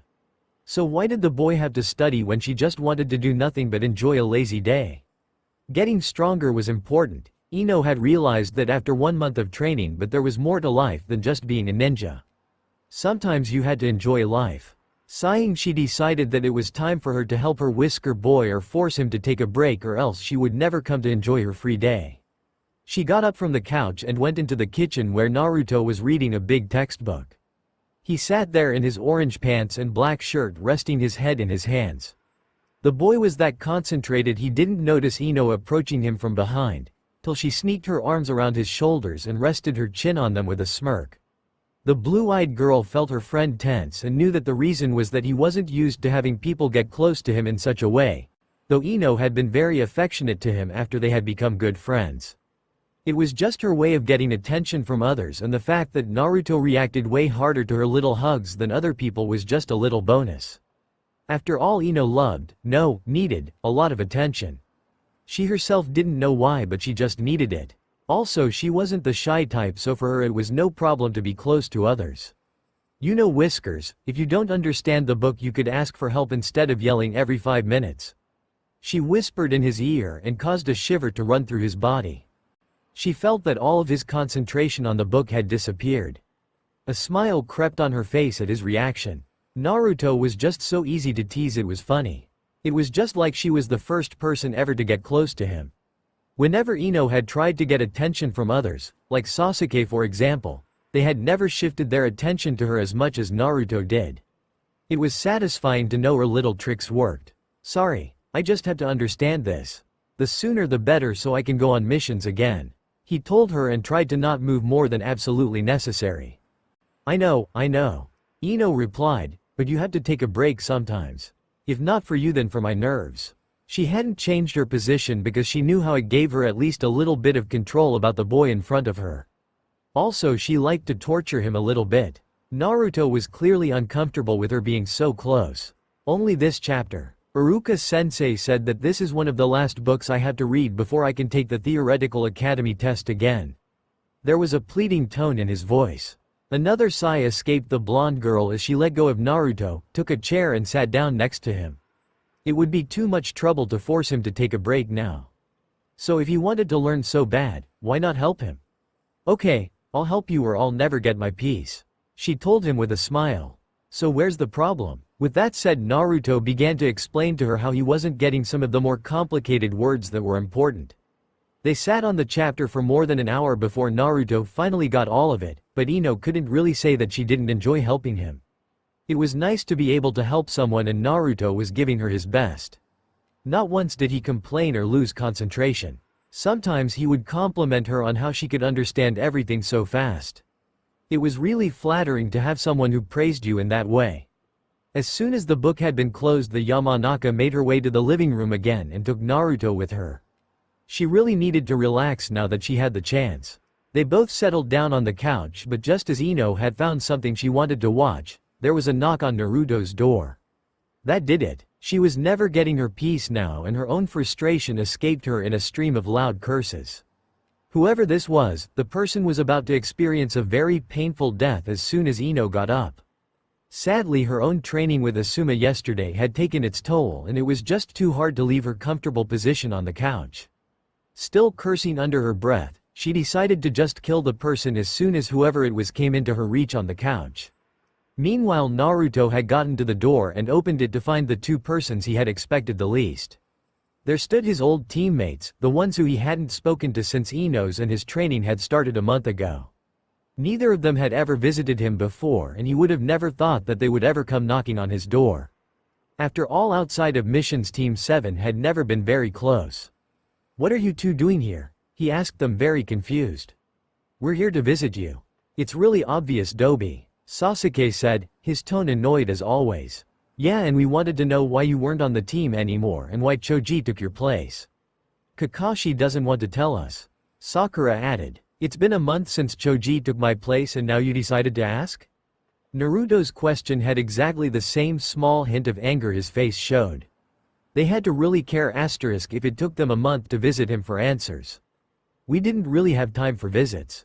First I wasn't allowed to leave the hospital, and then when I got out, Kakashi tells us you had to leave the team and that we had to go on a long-term mission. It turns out that finding a stupid thief in the mountains can take a lot of time if he is a ninja," Sasuke explained in a flat voice. "Can we please come in, Naruto?" Sakura asked. "We will explain everything to you and then you can tell us what made you leave the team if you want." When Sakura had finished, Naruto just nodded and let them in. The way Sasuke had reminded him how he could not go on missions had stung. It wasn't their fault, so why make a fuss about it now? They had come after all. He led his teammates into his living room where Ino lay on the couch. As soon as Ino and Sakura saw each other, Naruto could feel the tension in the air. Sasuke seemed just a little bit surprised to see Ino in Naruto's home, the blonde boy noticed. Or maybe he just didn't care. Before Naruto could say anything, both girls asked, or better screamed, the question that stood open in the room. "What are you doing in Naruto's home?" Oh boy, there would be a lot of explaining to do. Ino's last hope of a relaxing afternoon had long vanished and had been replaced with the long boring task of explaining their situation to Naruto's former teammates. She had seen the smirk on Sasuke's face when he heard about how Naruto had to go to learn academy skills again, and it had been a lot of fun to see it vanish from his face as she told them how she and Naruto would get special teachers as soon as Tsunade-sama deemed them to be at a certain level. After that, it had mostly been Sakura asking questions while the Uchiha resorted to brooding like he always did and ignored his surroundings mostly. Sadly, Sakura was really interested as to why Ino had decided to stay at Naruto's and never forgot to mention how it looked like Ino had a thing for the blonde boy. Also, she mentioned how Ino had stopped approaching Sasuke-kun like she did all the other times, which in Sakura's eyes meant that Ino had finally realized how much better the pink-haired girl fit to the Uchiha. Surprisingly, Ino didn't start a fight. She decided that there was no need to challenge Sakura in any way to explain to her how she never had noticed the Uchiha for more than his looks. The longer Sakura rambled on, the more Ino noticed what a stupid girl Sakura had become. The pink-haired girl talked as if she was superior to Ino, because she was still doing missions, while she forgot that Ino's and her match in the Chunin exams had been a draw. It was quite clear that unlike Ino, Sakura hadn't improved her skill much since then. Ino saw that it confused Sakura that she didn't talk back to any of the things that normally started one of their little fights. However, the next thing Sakura said triggered a reaction from Ino that had been totally unexpected. While she had been rambling, her speech had led her to how well the new team worked together and that Choji was a really good replacement for Naruto. And while Sakura told Ino about how much better the new team worked without Naruto and Sasuke always fighting, she missed how Naruto's hands began to shake again. Ino for her part did not and understood what was going on. Naruto's crush indirectly told her how bad the boy was, while he sat next to said crush. Before Ino could say anything, Sakura said the words she would have better kept to herself. Well, maybe it's really for the best that Naruto and you go through this training. He really needs it, since he never was that great in missions. Naruto, Ino and even Sasuke flinched at her words. Sasuke was about to tell Sakura something, but the blonde girl in the room never left him a chance to do so. Instead, she began to scold her former friend in a loud and enraged voice. Yeah, and you're so much better, forehead girl. At least Naruto can fight other ninjas without someone else holding his hand or having to watch out for him every time. Sakura's surprise wouldn't have been greater if someone had told her that she should wear green spandex. She gaped at Ino, who was fuming at her and about to continue her rant. You're not a notch stronger than me, and that's not that much. I'm pretty sure without Sasuke or Naruto keeping your back safe, you would have died on your first C-rank mission or when soon. Since you are not that strong, please use the brain behind your large forehead and think about who is listening to the shit that comes out of your mouth. Naruto is a way better ninja than you are, just because he tries his best to improve whenever he can. Before things could get out of hand, Sasuke stepped in and told Sakura that it would be better if both of them left now. So he grabbed the pink-haired girl's arm and dragged her away, after he said goodbye to Naruto. Oh, and Dobi, he said as he was about to get out of the door. I want to fight you as soon as your training is finished. With that, he closed the door and left Ino and Naruto alone. The boy just sat in his place, hands still shaking, and didn't say anything. To hear how lowly Sakura thought of him had hurt like hell and at the same time made him angry. Ino could read that on his face, all the emotions that were forced to the surface. It hurt her to see her friend like this, and out of instinct she embraced him in a tight hug and comforted him as well as she could, telling him how Sakura was just stupid and how he shouldn't let it get to him. She really did her best to repair the damage the words of his former teammate had caused. When Naruto suddenly returned her hug and buried his head in the crook of her neck, she couldn't have been more shocked. Or so she thought, till she felt his wet tears drench her clothes. It seemed that this had just been the last straw, and now Naruto had to let out all he had inside him. When the first shock had worn off, Ino began to stroke the boy's back in a soothing manner, whispering words of comfort in his ear. It wasn't a happy moment, but it made her happy that Naruto trusted her enough to open up that much. The afternoon turned evening and Naruto was still pouring his heart out to her, while she had gotten them some chocolate ice cream. They just sat there and he talked, Ino listening to him. Tomorrow both of them would have to train again, but right now Ino thought that didn't matter. What mattered was the new deeper bond the two blondes were forming. At some point Naruto asked Ino to tell him something about her past, to get to know her better. They talked till deep in the night, neither of them caring how their day had turned out. All that mattered to them was listening to each other. This moment was one of the few times in her life that made Ino utterly speechless. After finally reaching the level the Hokage considered being fit for a ninja, which Ino considered above what most Chunin knew, Naruto and her had been told to go to the training grounds to meet their new teachers. Lady Tsunade had said these teachers would be there to improve the skills Naruto and her had a talent for. In other words, Ino would learn more about gathering information, medical jutsu and interrogation, while Naruto apparently would learn something about natural chakra and sealing. What caused her loss of words, now that she stood in front of the ones that would be teaching them from now on, was how utterly unfairly she was being treated. Naruto would be taught by no other than Asuma-sensei and the legendary Sannin Jiraiya. Asuma said something about Naruto's affinity for wind chakra, and the Sannin, who was a pervert by the way, was acting around Naruto like some kind of uncle or grandfather. Not that Ino cared about that. Naruto needed and deserved the best teachers he could get if you asked her, and at least Asuma was a very good teacher for sure. The unfair thing about it was who would be teaching her. Next to Naruto's new senseis stood two women. One of them was Tsunade-sama's assistant Shizune. Ino knew that Shizune would be a good teacher, but compared to Sannin, well, it was a disappointment. The other woman had purple hair, was utterly crazy and dressed in a trench coat. Also, she had been the Junin leading the second part of the Chunin exam. This was what had robbed her of her ability to speak. Ino had expected to get someone like Ibiki to train her about gathering intel, and got someone she deemed worthy of being in a mental hospital.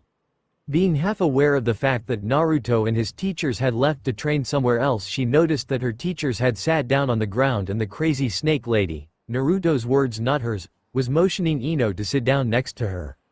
Deciding that there was no use in making a scene, Ino chose to learn as much as possible from her teachers. Maybe if she proved herself good enough she could get Tsunade and Ibiki to train her at some point. So she sat down and faced the older women. Shizune smiled friendly and the purple-haired female gave her a shining grin, not unlike Naruto's. "Now Missy, are you excited about your new teachers? My name is Anko. Bet you're happy to have me and Shizune over there teach you," Anko said to her in a happy voice. She seemed to be really excited to have someone learning from her. "IUHHM. Ino tried to answer but was cut short by Shizune. "Don't worry, we know you are disappointed. Anko is just playing with you." "I'm sorry," the blonde girl said. "Way to go." She had just managed to insult her teachers. "Don't be. We understand you, Ino. Neither of us is a Sannin, while Naruto gets Jiraiya to teach him sealing. You will see that we're still pretty good teachers though. I have been taught by Tsunade-sama and Anko is one of the most feared interrogators in Konoha." Shizune explained. "She is right, brat. It takes a lot more than a little disappointment to insult us," Anko said and gave her some hard pats on the back. "Now that it's just us girls, why don't you tell us a little bit about you and after that we tell you about us?" Okay. I am Ino Yamanaka. I like flowers, my friends and gossip." Ino began. "I dislike people who don't stay true to their friends and the ones who don't try to use their talents. I want to become a great ninja so I can protect my friends and make my parents proud of me." Her teachers listened to her and Anko smiled when she told her about how Ino liked to gossip. It would be helpful to start their little lesson. She threw a glance to Shizune who seemed to understand right away. "You like to gossip? Really, Ino, isn't that a bad habit?" the black-haired woman asked. Ino thought about her answer for a moment before she gave it. "It depends. If you tell everybody secrets and start rumors or believe in everything that people tell you, it's a bad thing. It's not nice and nobody will trust you after a while. At the same time, it's a great way to get information, though you have to know what is the truth and what isn't. There are a lot of stories that can't be true. Still, I think that gossip isn't bad." Shizune gave her a nod and the bright grin on Anko's face told Ino that her answer had been the right one. "Very good, Missy. Hokage-sama was right, you have the spirit," Anko said to her. "Also, you already know that you can't trust all information you get. That is the hardest part for most of us interrogators. So besides gossip, which mostly can only show you in which direction you have to search for information, by the way, how many other ways of getting important information do you know? With jutsu like that of my family? Or through torture maybe?" the blonde girl replied. Anko shook her head in amusement. Her eyes met Ino's and they had a serious expression. "You're right. These are ways to get information. Both of them are very extreme though. There is a method that is a lot easier and stealthy," she said. "What is it? I've never heard of it." That made both Anko and Shizune laugh out.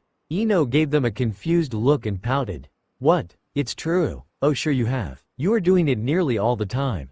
Shizune smiled. "She is right, Missy, though you aren't really aware of it," Anko said with a snicker and began to explain. "What I was talking about is the easiest of all ways to get information.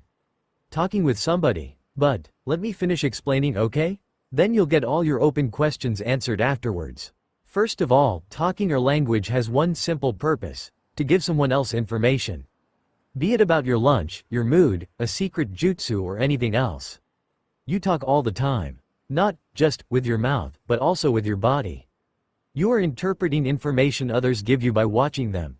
Their body language, their facial expression or the tone of their voice give you information about how to react around them. Most people don't realize how much they tell others all the time. Now that is where it gets interesting. While it's easy to lie with words, it's harder to lie with your body or your voice, because you aren't aware or have no control over a few reactions. If you're good as an interrogator, you don't need to use torture, at least not physical torture. It's enough to simply talk to your enemy and see how they react. A few questions here, a little threat there, and then when you get a reaction that's suspicious, you dig a little till you find something that's useful. It's really effective because nobody expects an interrogator to just have a nice talk with you. Also, a lot of people are nervous and let things slip without realizing it. Anko explained. What about when I don't have the subject as a hostage or prisoner? Ino asked as soon as she caught on to what she was told. That depends. If the subject knows you're the enemy, then talking won't help till you have your target secure in a place for interrogation. If the subject doesn't know what you're after, then a simple talk can change everything. A few innocent questions, a little smile, and all you have to do is to separate the useful things from the junk. If you use this technique and have a lot of training, you can read people like a book. It takes a lot of training, but in the end there is a lot to gain from it. The best bit is you can train that skill all the time with the people around you. Most won't notice, and if they do, all they will suspect is that you're noisy. So you will teach me how to read people and how to torture them if they don't want to be read. Ino asked the purple-haired female. Exactly. That and a few other secrets every kunoichi should know. Shizune over there will help you to understand the human body and mind better. After all, she is a very good doctor. I'm sure her medical jutsu can be used to gather intel and also will be helpful if your friends are wounded. Maybe you'll even learn a few things to improve your family jutsu if you learn how to understand the human brain and body more. So what do you think? Do you want us to train you, Missy? Anko grinned at Ino and held out her hand. The blonde girl took it without thought, nodded and gave the two women a smile. Of course I will, sensei. Please teach me everything you can so I can be a better ninja. For Konoha and my friends. That's what we will do, Missy. Now why don't we show you what I was talking about? The three of us will have a little talk and you try to figure out as much about us as you can, while we do the same. After that I'll give you advice on what you have to improve and some tips to read people without any jutsu. Anko said. Oh, and of course we will have a little spar afterwards. Shizune added. We have planned to see where you stand exactly. After today we will take turns in teaching you. One day you'll learn with me about medical jutsu, useful plants, poisons and those things, and the other Anko-san will teach you your special field. Since I have to admit that I'm the one who is less experienced in the field work of a ninja from a hidden village, you will learn that mostly from her. We expect only the best from you, Ino. If we get that, I promise to have Hokage-sama teach you at least a little. Thank you, sensei, I understand.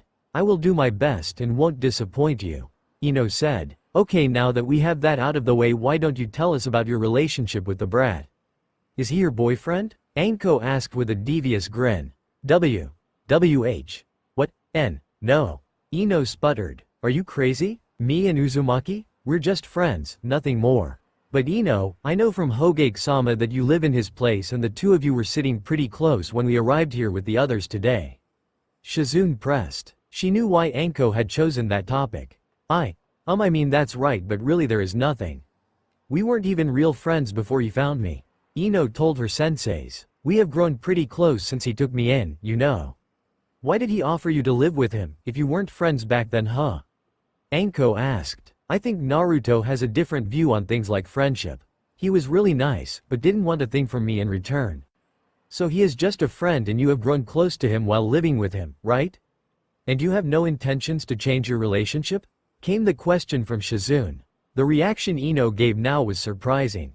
She said nothing, as if she wasn't sure what to say. Anko saw how she grew a little more tense and started to rub her wrist with the other hand. We're good friends, sensei. He told me a lot of things and is real nice, but I don't think there is more. So you're not sure? Anko asked, a little too curious. She wanted to know more about this. At first she had chosen the topic just to rile her pupil up. To make Ino nervous or angry so she wouldn't notice the more subtle questions. But now Anko's inner gossip girl, even if she did hide that side from everyone, wanted to be fed. Naruto is a good guy, the first suppose. Just not, boyfriend material. Ino said and started to rub her wrist a little more. I don't think I had to give it more thought, to be honest. We're friends, he likes Sakura, and even if he didn't, there are a lot of girls that would be a better match for him. Like? Shizune asked. None of your business, sensei. Ino yelled, suddenly angry. Ask something else. I'm not here to talk about Naruto. Well then, what do you think about the fact that the laziest guy in this village was made Chunin not too long ago, while the Uchiha? Anko asked. There was something about the Naruto topic, but first this wasn't an interrogation and second it made Ino uncomfortable because the girl didn't have the answers herself. This was a hint on Ino's personality and that she knew how to alter or hide it. She could talk with Shizune about that later. Ino's pose changed drastically. Her shoulders became straight. Her eyes met Anko's and her voice was strong as she spoke. Sasuke is a good ninja, but he isn't the best just because he is an Uchiha. Shikamaru had a good match. He has shown how he can beat an enemy that was clearly stronger than him. I think he gave up because he knew something would happen, to save some chakra for later.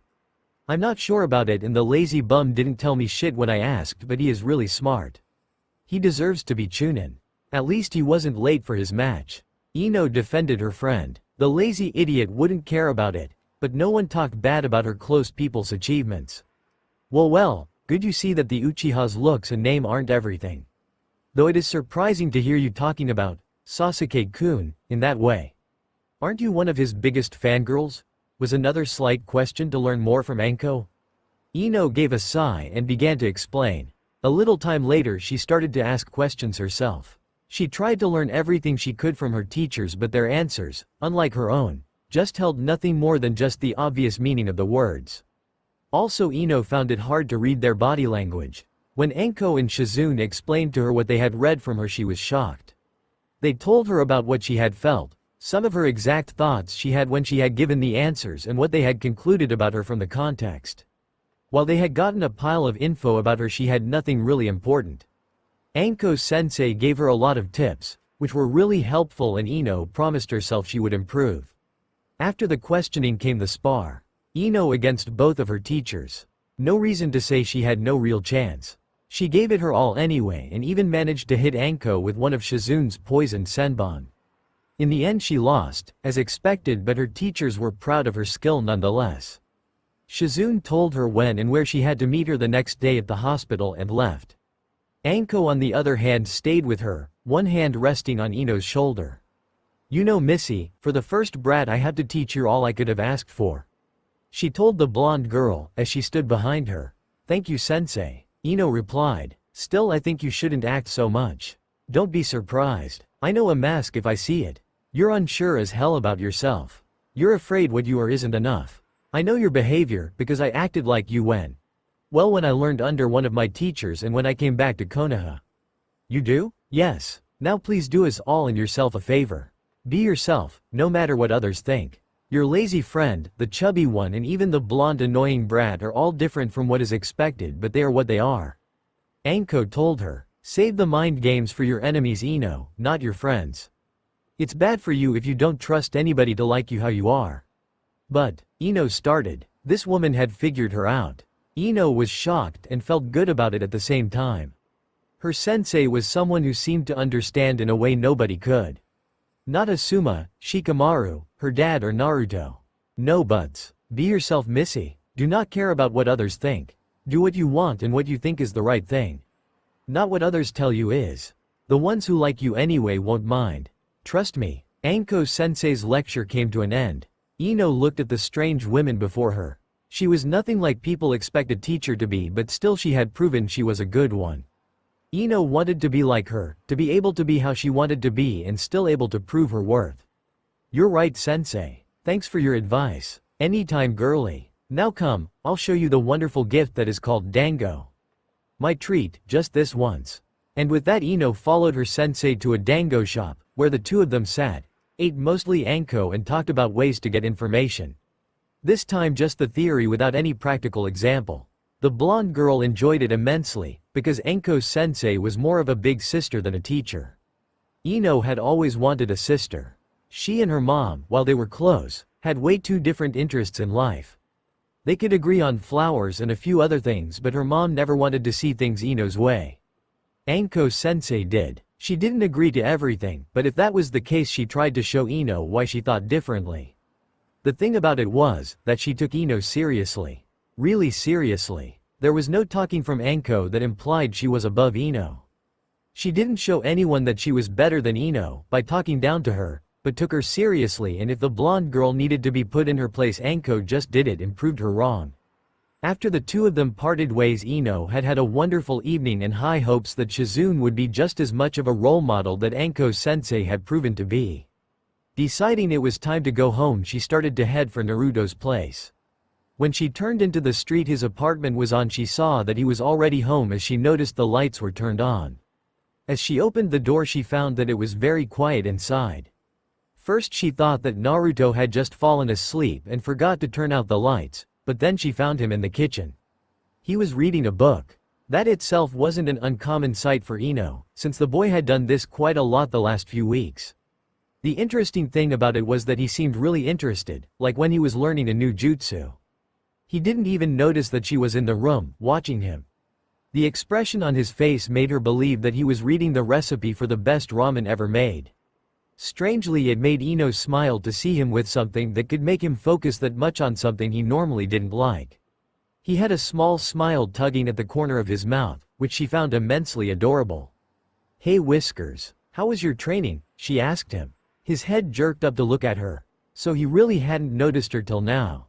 "Oh hey Ino. How long were you standing there?" "Oh, not that long. In fact, I just came in," she said. "Now care to answer my question?" "It was great. Asuma showed me something about wind chakra and kanai. I didn't quite get it at first, but I'm getting better. Oh, and the old pervert said he would train me in fuinjutsu. Something about how the Uzumaki clan had a thing for that and how I should learn more about it. He gave me these books and a jutsu diary of a girl of my clan. Surprisingly, I found it very easy to understand the things in the books, even though Asuma had told me that fuinjutsu was very hard to learn." He beamed at her. She could see how happy and proud he was to accomplish something others said was hard to learn. "Wow, that sounds great. And how about the diary? Did you read that too?" she asked him. "Well, at first I didn't want to, but Ero Sennin said it would be okay since the girl would probably approve if she knew who was reading the book. Apparently I and the girl had a lot in common. The diary goes on about the girl's work with fuinjutsu from the age of 15 to 20 and it has a lot of useful advice till now. I think she wrote it in case she had kids so that they could learn easier or something, because the first pages were addressed to her son." "So Jiraiya-sama gave it to you to help you?" "Yes. This girl, Kushina was her name, really had a few cool tricks. I definitely had to learn them. The only strange thing was that Ero Sennin said I should tell him if I figured out why he gave the book to me. I mean, isn't it obvious backquote? He wanted me to learn fuinjutsu."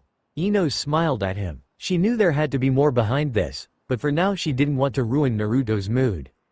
Jiraiya had another reason for giving Naruto that book and telling him about his clan, but she was sure he would tell Naruto as soon as the right time came. She may not understand it all, but the Sannin must have had his reasons. Who was she to ask for those? "So Ino, how was your day?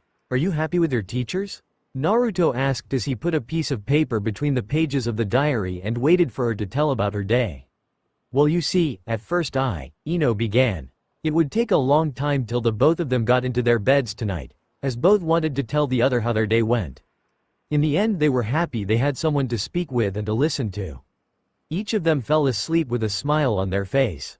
Ino collapsed on her knees. Her breathing was heavy and all of her body ached.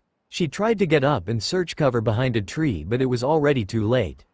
3 kunai hit the ground right next to the exhausted girl. Her enemy had caught up to her and now she had to fight. A figure appeared out of the tree and directed a kick right at Ino's face only to stop inches before it.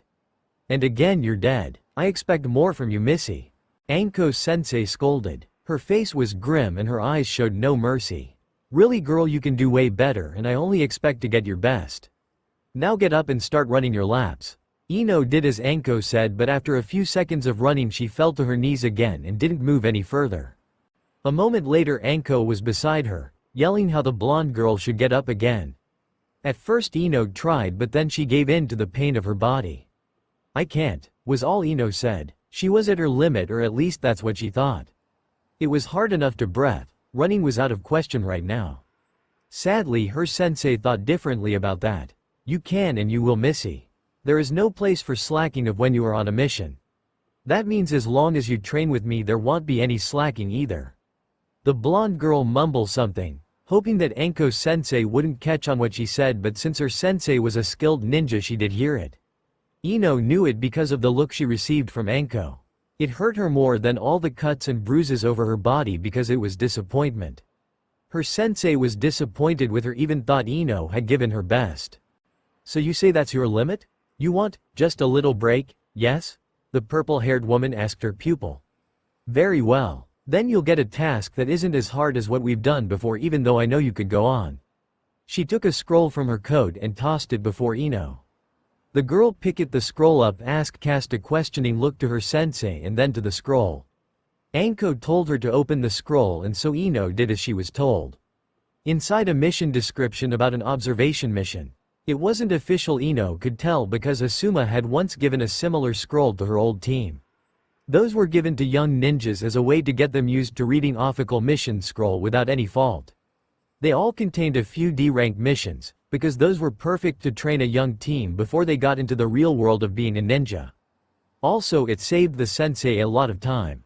He or she just had to give the genins the scroll and didn't have to waste all the time explaining how many D ranks the team had to do and what they consisted of.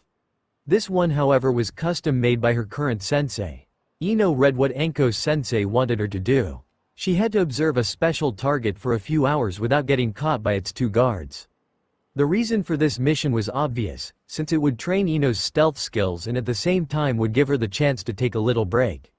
It would still be hard to accomplish the mission because of the guards, but it was more of a task for her mind than for her body. You have as much time as described in the scroll to get as much information about the target as you can. I'll find you after your time is up. If what you found out is good enough to please me, I'll give you a last task and we call it a day. If you can't answer my questions at that point, we will train till you really can't move anymore. And now go. Ino got up and headed to the area where the scroll said that her target would stay. She didn't see the smirk that suddenly appeared on Anko's face, and neither did she notice the small snake that followed her. At first it was hard for her to walk because of her aching muscles, but after a few minutes of walking she felt like she could use a faster pace. Soon she was jumping through the trees again, her pain and exhaustion washed away by the excitement of her mission. She had to avoid getting caught by two Junin guards, maybe even more skilled. If she succeeded, she could make up for disappointing Anko. After all, the woman was something like her new role model, though the rumors about her sensei were quite naughty to describe. Not that she believed what people told her, but for now she would try to become a ninja like Anko's sensei, and if the woman gave her a few other tips about her social life, she wouldn't refuse them. Although she wouldn't copy Anko. It was never useful to copy people no matter what, and Ino already had a small reputation herself, false as it was. Soon she reached the place where her target was training. Hiding in the trees, Ino started to observe. She didn't know exactly why she had to watch Naruto train, besides working on her stealth skills, but what she saw now was an impressive view. Before her eyes were around 50 Narutos, all gathered in different groups. Of course those were clones. A few doing chakra exercises, other practicing jutsu. Some were meditating while the rest was dispelling genjutsu of some kind. Only one of them, the one Ino thought of as the original, was doing taijutsu with Asuma sensei and Jiraiya-sama. He had cuts and bruises all over him. His shirt was torn at several places and his jacket lay discarded on the ground. The blonde girl saw her roommate attack the two teachers again and again, only to fail at landing a strike on them. She heard Asuma berating him about his faulty technique and how to do it right. She saw his frustration in his face and the way his body moved, but she never saw Naruto giving up. And he was doing good at taijutsu if you compared that to the skills his clones showed in dispelling genjutsu.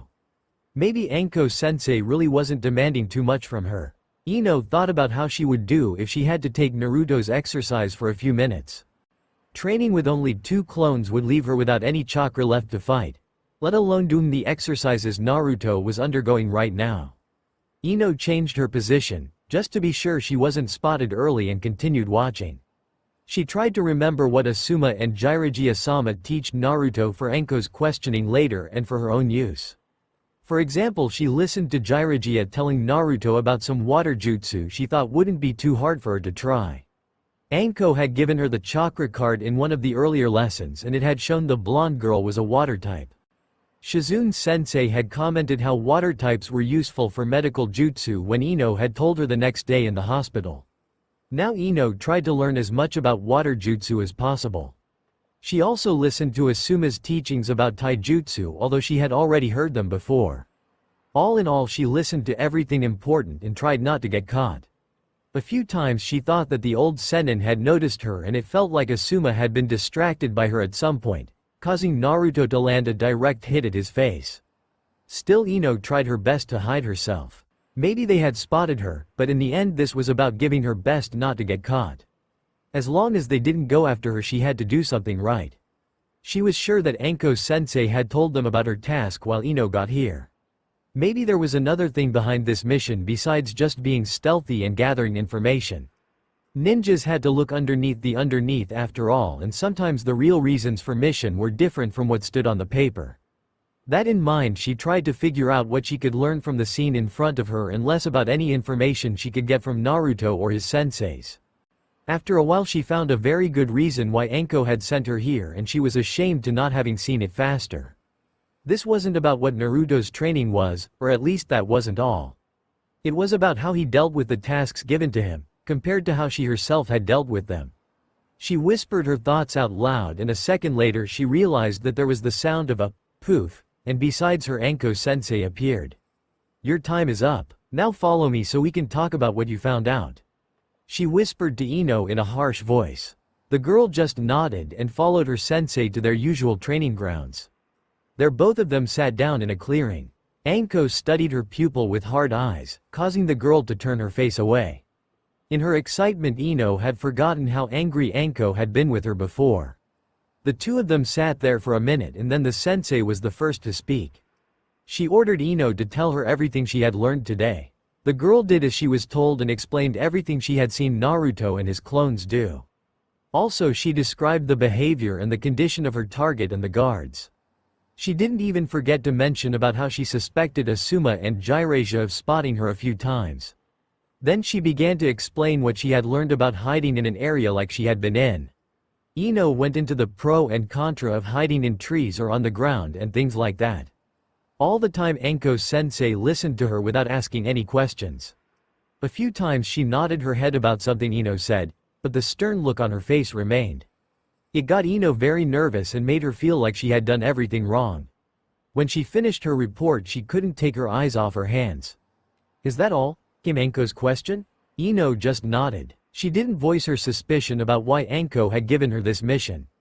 It was just a guess after all, and if she was wrong it would be a very embarrassing situation. Ino didn't want that. "I want a spoken answer, Missy. Just a nod won't do in front of the Hokage or your team captain.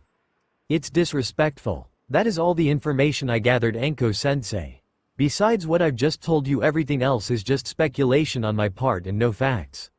This time Ino looked her sensei in the eyes and flinched. She couldn't tell if the woman before her was angry anymore. Her face was an emotionless mask that told Ino nothing. "Mind to share your speculations with me? I'm curious what you think about this mission." Now Ino had nothing to lose anymore. She had to tell what she thought, and it wouldn't change anything if her thoughts were wrong. Taking a deep breath, Ino chose her words before she began to speak. Her heart was beating at a rapid pace now, because of her nervousness. And then she started to speak. "Well, I am thinking that this mission wasn't about sharpening my observation skills or gathering information on ninja techniques. I believe you gave it to me to show me that I had to take my training as serious as if it was a real mission, and that it could have been a lot worse than what it was till now. I think you also wanted to show me how much Naruto gives into his training without complaining as much I did when he gets injured." Ino said as confident as she could. Again, she couldn't read anything from Anko's face or her body language. For the next few minutes neither of the two said anything, and both just watched the other. For Ino it was pure torture, and she suspected that Anko didn't say anything as a punishment for not running the laps earlier. The blonde flower girl decided that there was no use being nervous anymore. Right now she had either made Anko angry or had said the right things. Now she had to wait. With that she took a deep breath and tried to calm herself. Knowing that she couldn't change what she had done or said, she waited for her sensei to speak again. It took another minute before Anko's face softened. Her lips turned into a proud smirk as she laid a hand on Ino's shoulders. "Very good. You may need to train your body a lot more, but at least your mind is as sharp as a kunai already. That can make up for a lot of other things when you are fighting. At that point you're way more talented than Naruto." Anko praised her pupil. "Still, you have to train more and go beyond your limits to not get yourself killed. Want me to tell you what the Hokage has planned with you two? Maybe it will give you a reason to work harder." "Yes, please tell me, Anko-sensei." "Hokage-sama plans on making Naruto and you a two-person team, to gather information and if needed strike at critical enemy locations. She thinks that with Naruto's natural skill to find unpredicted possibilities and your analytical mind, the two of you will do a great deal for the village. She has this plan since she knows about both of your situations." "Really? She thinks that much of us?" Ino asked, not believing what had just been told. This sounded really cool. Even more if Hokage-sama really thought that much of her and Naruto, it was the best motivation she could get. Ino decided that from now on she would train as hard as she could, to not fail the expectations. Yes, and I for my part think she has good reason for it. So now promise me that from now on you will give me your best and more when we train. Afterwards I'll tell you what you will have to do tomorrow. I promise that I will train as hard as possible and not back down again. Ino told her sensei. Very good, Ino. Now you will have the next few days off. Same goes for Naruto. Shizune, Asuma, Jiraiya and myself are all busy and can't train you. Maybe you should use that time to train together with Naruto so you can work better as a team.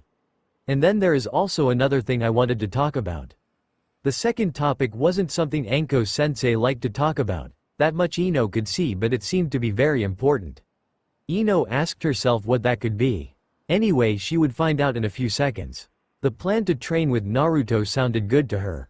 Maybe he could show her a few tricks and vice versa. Now, you know about how we talked about getting information from someone, right? The blonde girl gave her sensei a nod. Well, for Kunoichi there are certain other ways to get information. Especially from males. You know what I mean? Ino blushed but nodded again. They had these classes in the academy before. Most embarrassing experience in her life so far. Well, you won't need to. Anko stopped her speech for a moment. Then she seemed to decide something. Oh, screw it. I wanted to take this slow for you, but just not me. Excuse me for it, please. Well, you won't have to fuck with somebody to get information. As soon as you are alone with a person you can use your family jutsu. Still, I want you to get used to sharing the bed with someone and being close to other people in general. What? Why the hell would I do that? Ino screeched. Calm the fuck down, Missy. Anko hissed at her. She hated people yelling at her. Sometimes on a mission you have to stay real close with your teammates to save room. Or you have to pretend to be boyfriend and girlfriend for the mission sake. Or you have to get close to a target by, you know, the whole seducing stuff. And it's awkward as fuck to do it on a mission for the first time. Worse even, it's dangerous for you. That's why I want you to learn a few things while you're in safe waters, you know. I don't want you to have something like that. No one should be forced to that. But to know how it is to sleep in someone's arms and to share a bed with someone can't hurt you. And your situation with the blonde brat is perfect. You trust each other, don't you? Ino hesitated but then confirmed what Anko-sensei had last said. Also, she saw how everything the woman had said so far had been right. Why not listen to her a bit further? I can't decide that for you, of course, but trust me, you don't want to learn these things with a stranger on a mission where your life depends on it. So please think about it. I doubt the Gaki would mind it if he has to sleep close to you. Why do you think that? Ino asked. Why shouldn't Naruto mind if she asked him to share the bed with her? Sure, they had slept on the couch together, but no one knew about that. Because he's a guy and you are very pretty for your age, Missy. So will you try it?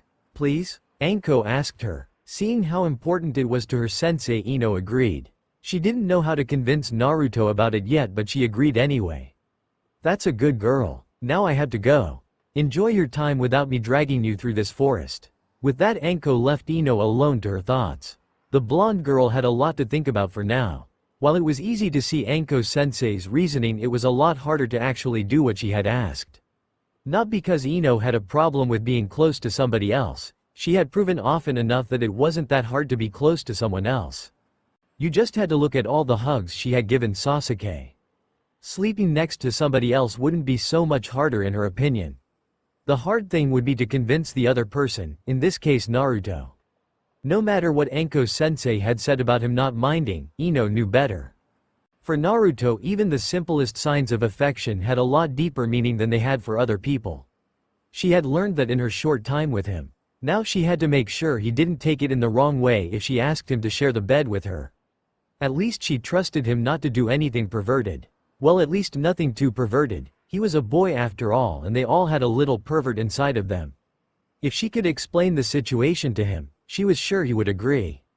After all, this was training and they both would learn something for future missions. Knowing Naruto, he would be up to anything that could count as training. Yes, that was the best way to convince her blonde roommate, without scaring the shit out of him or having to worry about him thinking too much about it. Also, Ino decided that it couldn't hurt to bribe him a little bit before she asked him. Food was always a good way to calm Naruto down, and Ino wouldn't mind to have a little snack in the shop where her team always ate. Well, now that she had a plan, she needed to get up and make sure it worked. With that, she left the clearing and headed to the restaurant to make a reservation. After that, she would have to go to Naruto's place and somehow bring him to leave his Fuinjutsu studies alone for one evening. Ever since he had gotten the diary from Jiraiya-sama, he had worked on mastering whatever was inside of it, and as far as Ino knew, Naruto had even spent some nights learning instead of sleeping. Whenever that happened, she had found him sleeping on the table with his notes and a few papers, which had seals on them, scattered around him. Ino didn't know why he took Fuinjutsu so serious, but she suspected that it had something to do with the whole Uzumaki clan thing. If it wasn't that, the only other reason was because Naruto was a natural with seals. Anyway, tearing him away from that would be another thing Ino had to do. Hopefully he was at some kind of dead end. If Naruto was frustrated, it would make things so much easier for her. As the apartment came into view, Ino repeated everything she had planned in her head. She knew that Naruto would be home now, because his training always ended at the same time every day. She would have to force him into some of his more stylish clothes, maybe the ones they had bought together, and then drag him to the restaurant. There she would start talking about training. From then on, it should be easy for her to come to the point where she would pick up the topic of sleeping in the same bed. Hopefully he would go along with her plans. If not, she had already prepared more drastic measures to ensure him playing along. Either way, she was prepared for an embarrassing night for both of them. Reaching the front door, Ino took one last deep breath and then opened it. "Hey Naruto, I am home," she yelled to make sure he knew about her arrival. She didn't want to walk in on him doing, private things. It had been bad enough for her to find his porn stash when she had cleaned the apartment a week ago. Naruto had walked in on her reading his books. No need to tell how embarrassing it had been to talk to him about that. Well, mostly for him because Ino had teased him a lot about it. He had gotten her when he asked why she had read it if it was just porn, as she said, but he had been more embarrassed in the end. After that, they had both agreed to make sure the other knew if one of them came home, just in case. Ino waited for Naruto to greet her, but got no answer from him. She knew he wasn't in the shower, and the living room was also empty. That left the kitchen or the bedroom for him to be in. The bedroom was ruled out since it was too early for Naruto to go to bed. He never went to bed before 10 p.m. no matter how tired he was. It was one of his many bad habits. That in mind, Ino went into the kitchen and found the boy sleeping and drooling on the kitchen table. As she had already predicted, he had his notes and seal papers lying around him, and on the floor lay the book he had gotten from his sensei. All in all, it was an adorable picture to look at, not only because he looked so cute but also because how far Naruto pushed himself for his precious people. She had heard the story about Haku from Sakura when they had first returned from that mission, but Ino had learned how much it really meant for Naruto when she had asked him about it in one of the evening talks the two of them had from time to time. It was inspiring to hear him talk about protecting others. That was a goal both of them shared, but while Ino mostly cared for her friends and family, Naruto took the whole concept to a new level. He wanted to protect the whole village no matter what. When he had told her about that, it had changed her view about him, because she had seen how serious he took what he said and only encouraged her to make sure Naruto would be a strong ninja one day. Sadly, Ino had to destroy the scene before her. Naruto had to wake up so both of them could get ready to go out. She was rather hungry, and also she still had to convince him about Enko-sensei's idea. Therefore he had to shower and dress himself properly. There was no way Ino would take him to eat something in his current clothes. After all, she had a reputation to lose. The most fashionable girl wouldn't be seen going to dinner with a boy in torn training clothes. Naruto didn't need to be dressed for a date or something, but at least he had to look good enough to go out. The blonde girl went next to him and bent down till her mouth was next to his ear. In a sweet and why voice she cooed his name. She was sure he would wake up from that and be too perplexed to complain about her waking him. The boy stirred but didn't wake up. Maybe his training had tired him out more than she had thought. Well then, there was always another way to wake him up.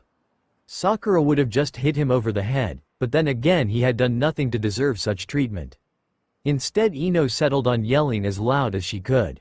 That was also a mean way to wake somebody, but still not as bad as to hurt him. "Wake up, Naruto, now!" Before she could even blink, Naruto sat straight in his chair looking for an attacker. He turned his head so fast that he lost his balance and fell from the chair, pulling Ino down with him and causing her to fall over. Luckily the girl didn't land on the hard floor but on her blonde roommate, who instantly turned red when he noticed how close their faces were now. "Ino?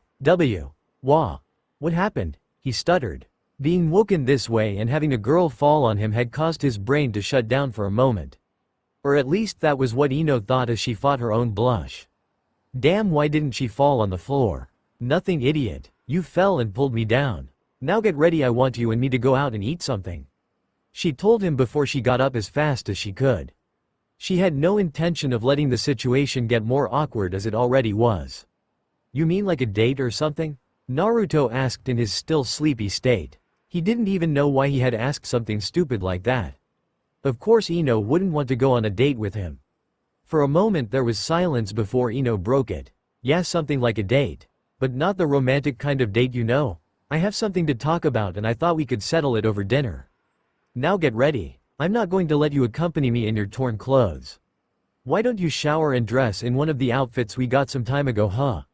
"Oh, okay, if it makes you happy. Though I don't know why it's important to dress up and go out.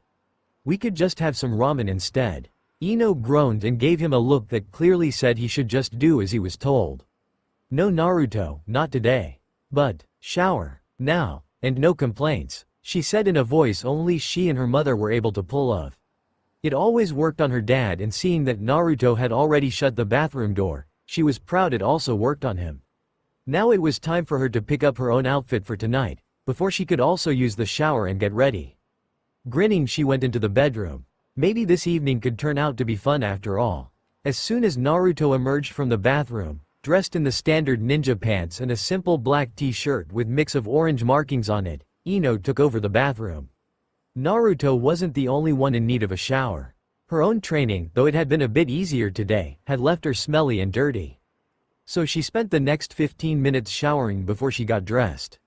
She also wore a black shirt, but hers had a beautiful drawing of a red rose on the backside, with the stem winding all around the shirt's midriff and ended just at the hem of the shirt right over her hips. Also Ino had chosen to wear a black and purple skirt, carefully choosing this one because it wasn't too short, but just long enough to not show too much of her legs. There was a difference between looking Y and looking like a whore, and the blonde girl preferred to be considered the first one. Also it was pretty warm at this time of the year, so a little bit free skin couldn't hurt. She added a few accessories and then looked in the mirror. Since this wasn't a date, she decided against makeup. She looked good enough without it anyway.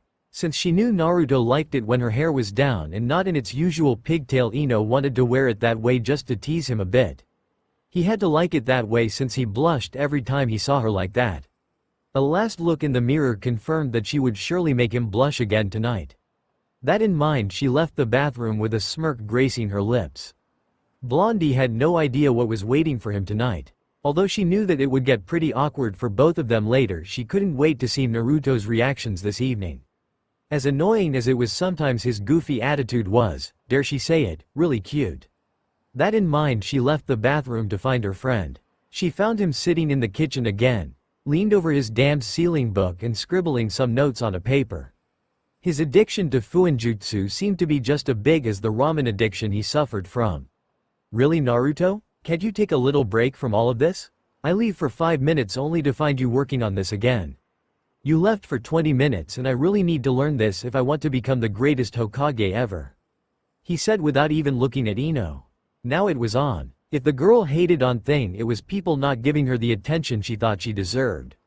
She went over to Naruto, grabbed his ear and pulled him away from the notes and outside the apartment, while ignoring all his whining about her being mean and cruel to him. "See, that is what happens if you act like a jerk to your friends," she told him. "Now come on, we need to get to the restaurant. You're paying, by the way." "Nani? But why do I have to?" "Because you were a jerk just now. You didn't even compliment me on my outfit, but totally ignored me." As soon as Ino had said that, Naruto gave a closer look at her outfit. Apparently she had to look better than she had thought, considering his blush was even deeper than normal. "Wow," was the only thing coming from the surprised boy, causing Ino's smirk to return on her face. Just that moment she got an idea to tease him even more. "Ah, at least you like what you see. Well, maybe I should also apologize for being cruel to you. With that she leaned forward and gave his ear a light kiss.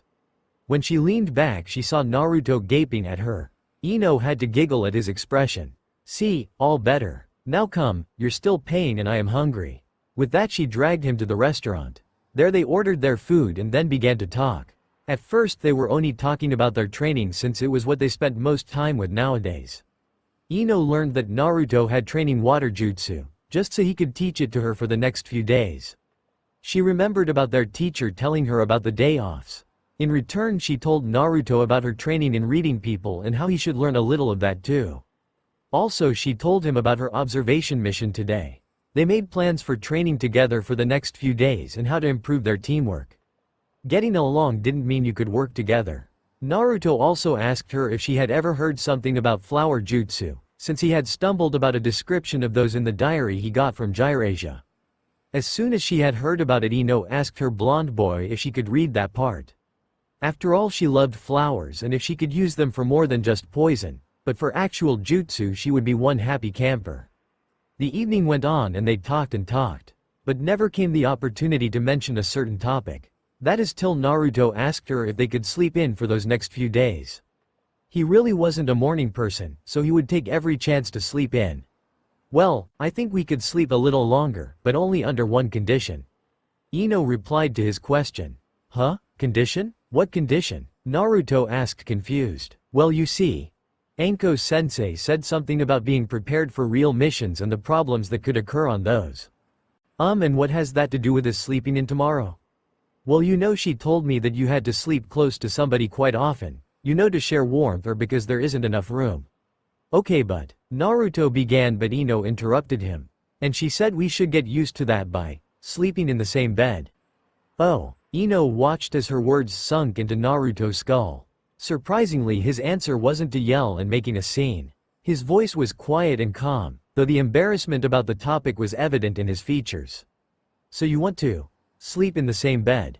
You and me? I think it's best. We should know about this, don't you think? And I prefer doing this with you over someone I don't really know.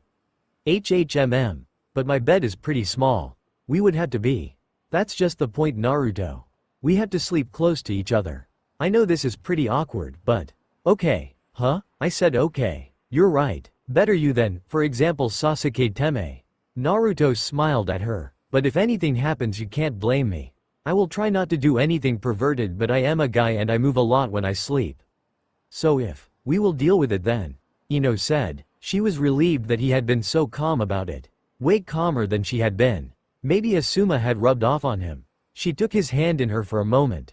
Thank you. Don't thank me yet. Remember that when I do something stupid later, okay? Because I know something will happen. It always does, and I end up being hit over the head by some girl.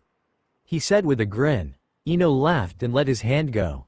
That was typical Naruto. Well, at least she wouldn't have to think about his reaction anymore and could enjoy the rest of their meal. It was pretty funny, and Naruto made everything to make her comfortable. Just as if he knew how much Anko's task had troubled her. In the end, they left the restaurant after Naruto had paid. It was pretty dark outside already and a cold wind blew down the streets. Ino shivered in her shirt and cursed for forgetting her jacket. Just then Naruto took his arm around her waist and pulled her close to him. She looked at the boy in surprise and he lifted his other hand behind the back of his hat and rubbed it. Why don't we start being close right here? He asked with a red face. Better than being cold, isn't it? Ino smiled at how cute he acted and placed her own arm around his waist, leaning a little against him. Sometimes she didn't know how Naruto could have so many different sides on him, but he had his moments. Well then, let's go home, she said, and both of them started to walk arm in arm.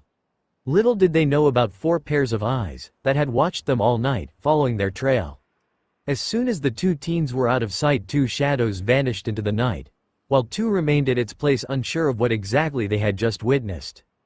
Without knowing that they had been watched most of the evening, the blonde pair got to Naruto's home without anything happening. When they were inside, Ino went into the bathroom again to get ready for bed, while Naruto just sat down on the couch, not knowing what to do with himself. Anybody who would have watched him could see how nervous he really was about what Ino had asked from him. Not that he was afraid of it, but for him to be that close to somebody was, well, something unusual. He barely ever received a hug or something like that before he had picked up Ino, and now he would be sleeping in the same bed as her. And while it wouldn't have been a big deal to a lot of people, the 14-year-old boy didn't know what to make of it. He didn't know how to act in such a situation, and his only hope to survive this was that Ino was just as new to this as he was. Normally his mind wasn't that active. Hell, Naruto even admitted that he wasn't someone to think about things. He just did what he thought was right, but now his mind was running wild, making up scenarios of every possible way he could screw this up. Luckily for him, distraction came soon in the form of his roommate leaving the bathroom in just her panties and a shirt she had borrowed from him. Actually, she had just taken it and he hadn't said anything about it, but why would he? She looked good in it and Naruto liked to see her like this, which Ino had noticed and teased him about more than just one night. Now she just looked at him as if she was expecting him to do something. When he didn't do anything but look at her, she decided to speak. "Well, why are you still dressed? It's time to sleep and I won't have you sleeping in the bed with your clothes on." She told him in the bossy way that he was used from her. Her words broke him out of his thoughts and he started to undress while Ino already got under the sheets. When he was only dressed in his boxers and his shirt, he attempted to join her, but the girl stopped him with another request from her side. "Why don't you take off your shirt, Naruto? If we do this, we should do it the most embarrassing way possible. Which means a much free skin as possible on both sides." "But, I mean, why?" he asked, shocked. "Well, if we do it like this, there is nothing that will surprise us when the real thing comes. I know it's, well, you know, but if we have to do this anyway, we should prepare for the worst case and such." Naruto noticed her red face and he could also feel the blood running through his cheeks while he thought about her request. Honestly, he didn't want to take his shirt off, even if he understood how reasonable Ino's words were. After all, she didn't know about his biggest secret yet. Thought Ino didn't know much about sealing, she would sure see the seal on his stomach and ask why it was there. Hiding it would also be impossible, because the damn thing wasn't exactly small. Lying would also be useless. The damn girl was too good at reading him. Suddenly he wasn't nervous anymore. Now he was just afraid, because he didn't see how this could end without her hating him in the end. "Naruto, I don't have all night. Just take your shirt off and come to bed." Ino, I'd rather not take my shirt off, if you don't mind." "Oh, come on. It's not that big of a deal. Don't worry, I won't tell anybody about ugly scars or something like that. What we do in this room stays here, promise." "That's not it." "Well, what is it then?" the girl asked in an annoyed and impatient voice. Did he really have to make this more difficult? What was so bad about taking off the damn shirt? "It's just," Naruto began, but before he could finish, Ino, in her rather rash way of doing things, had already gotten up and stepped in front of the boy. She took the hem of his shirt and in a swift move undressed him, without leaving him any chance to complain. Naruto's reaction to that was to freeze like he had been hit by a kunai. Now there was no way out anymore, and suddenly his shock about Ino's actions mixed with utter panic. Meanwhile, the girl watched his reaction, and while she did, she noticed the rather big seal on his stomach. Though she didn't know what it was, it had to be the reason for his strange behavior.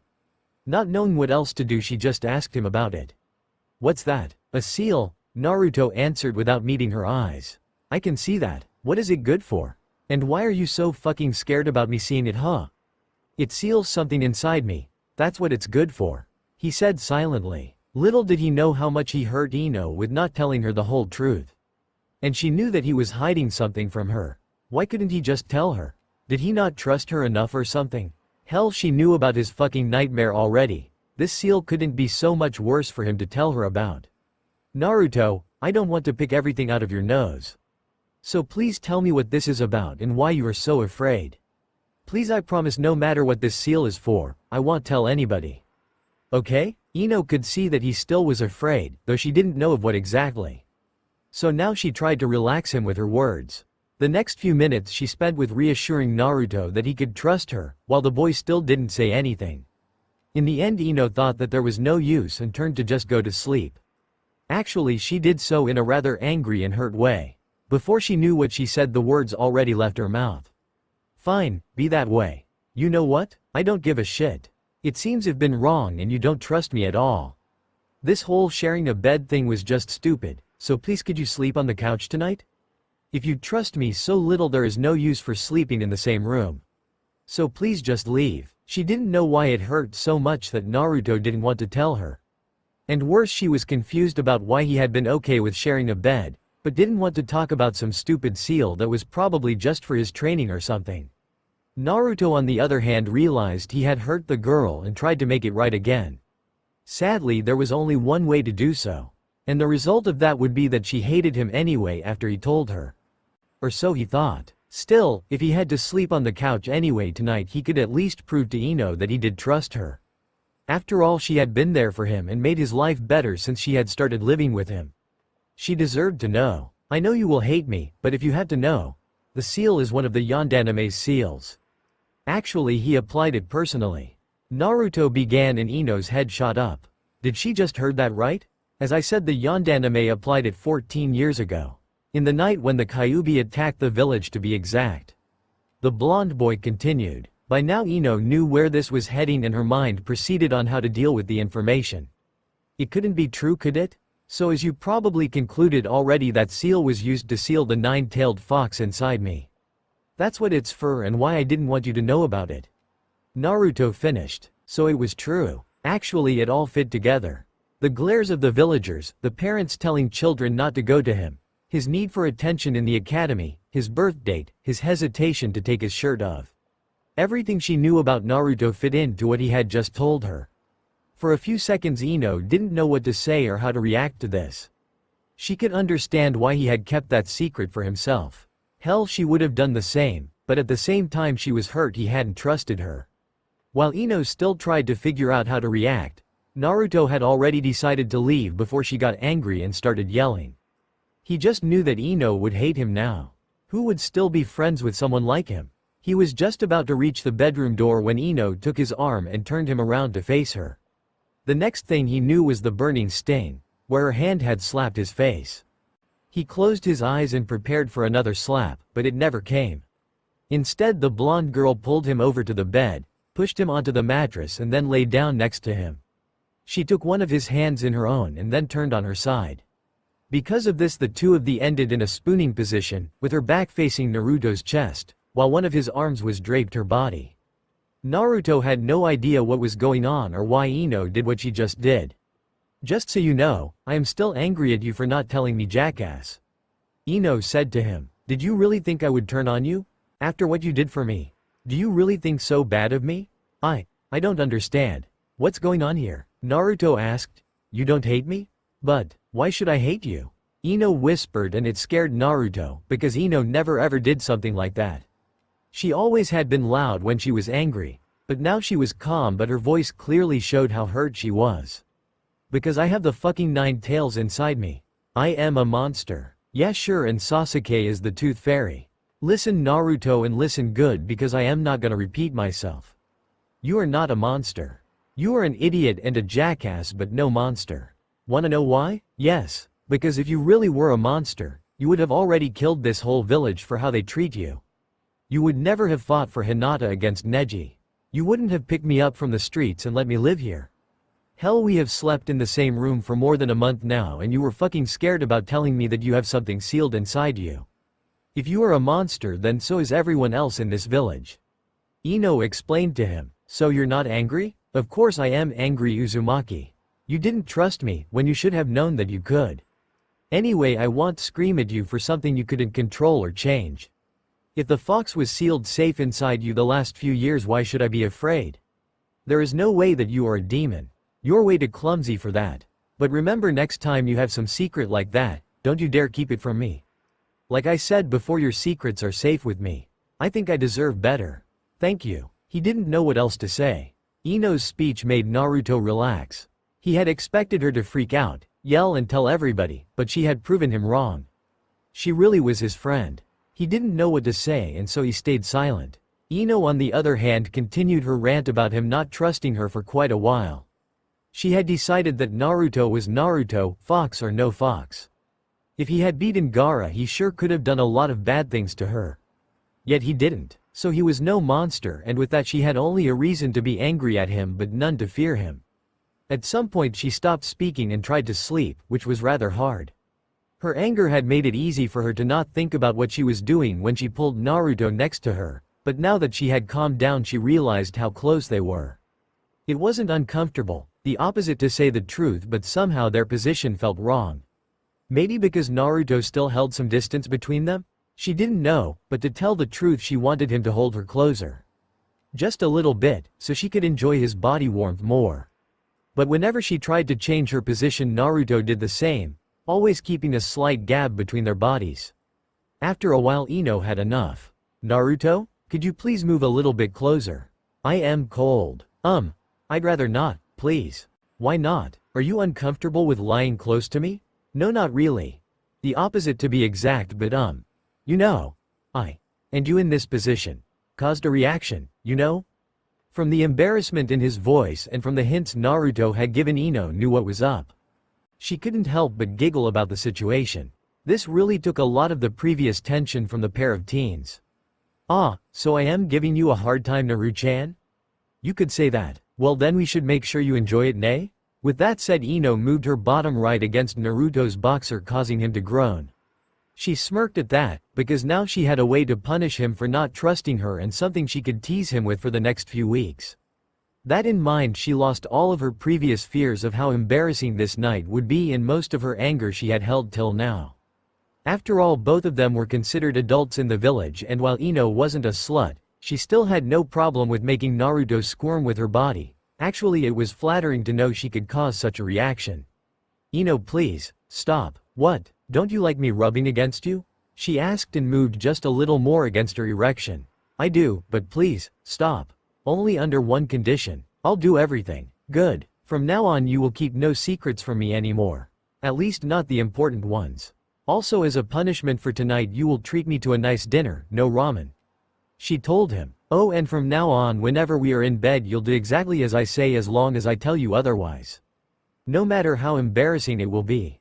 Understood? Yes. Please, stop before I do something I'll regret later. He panted. Obviously she was better with teasing his body than she had realized so far.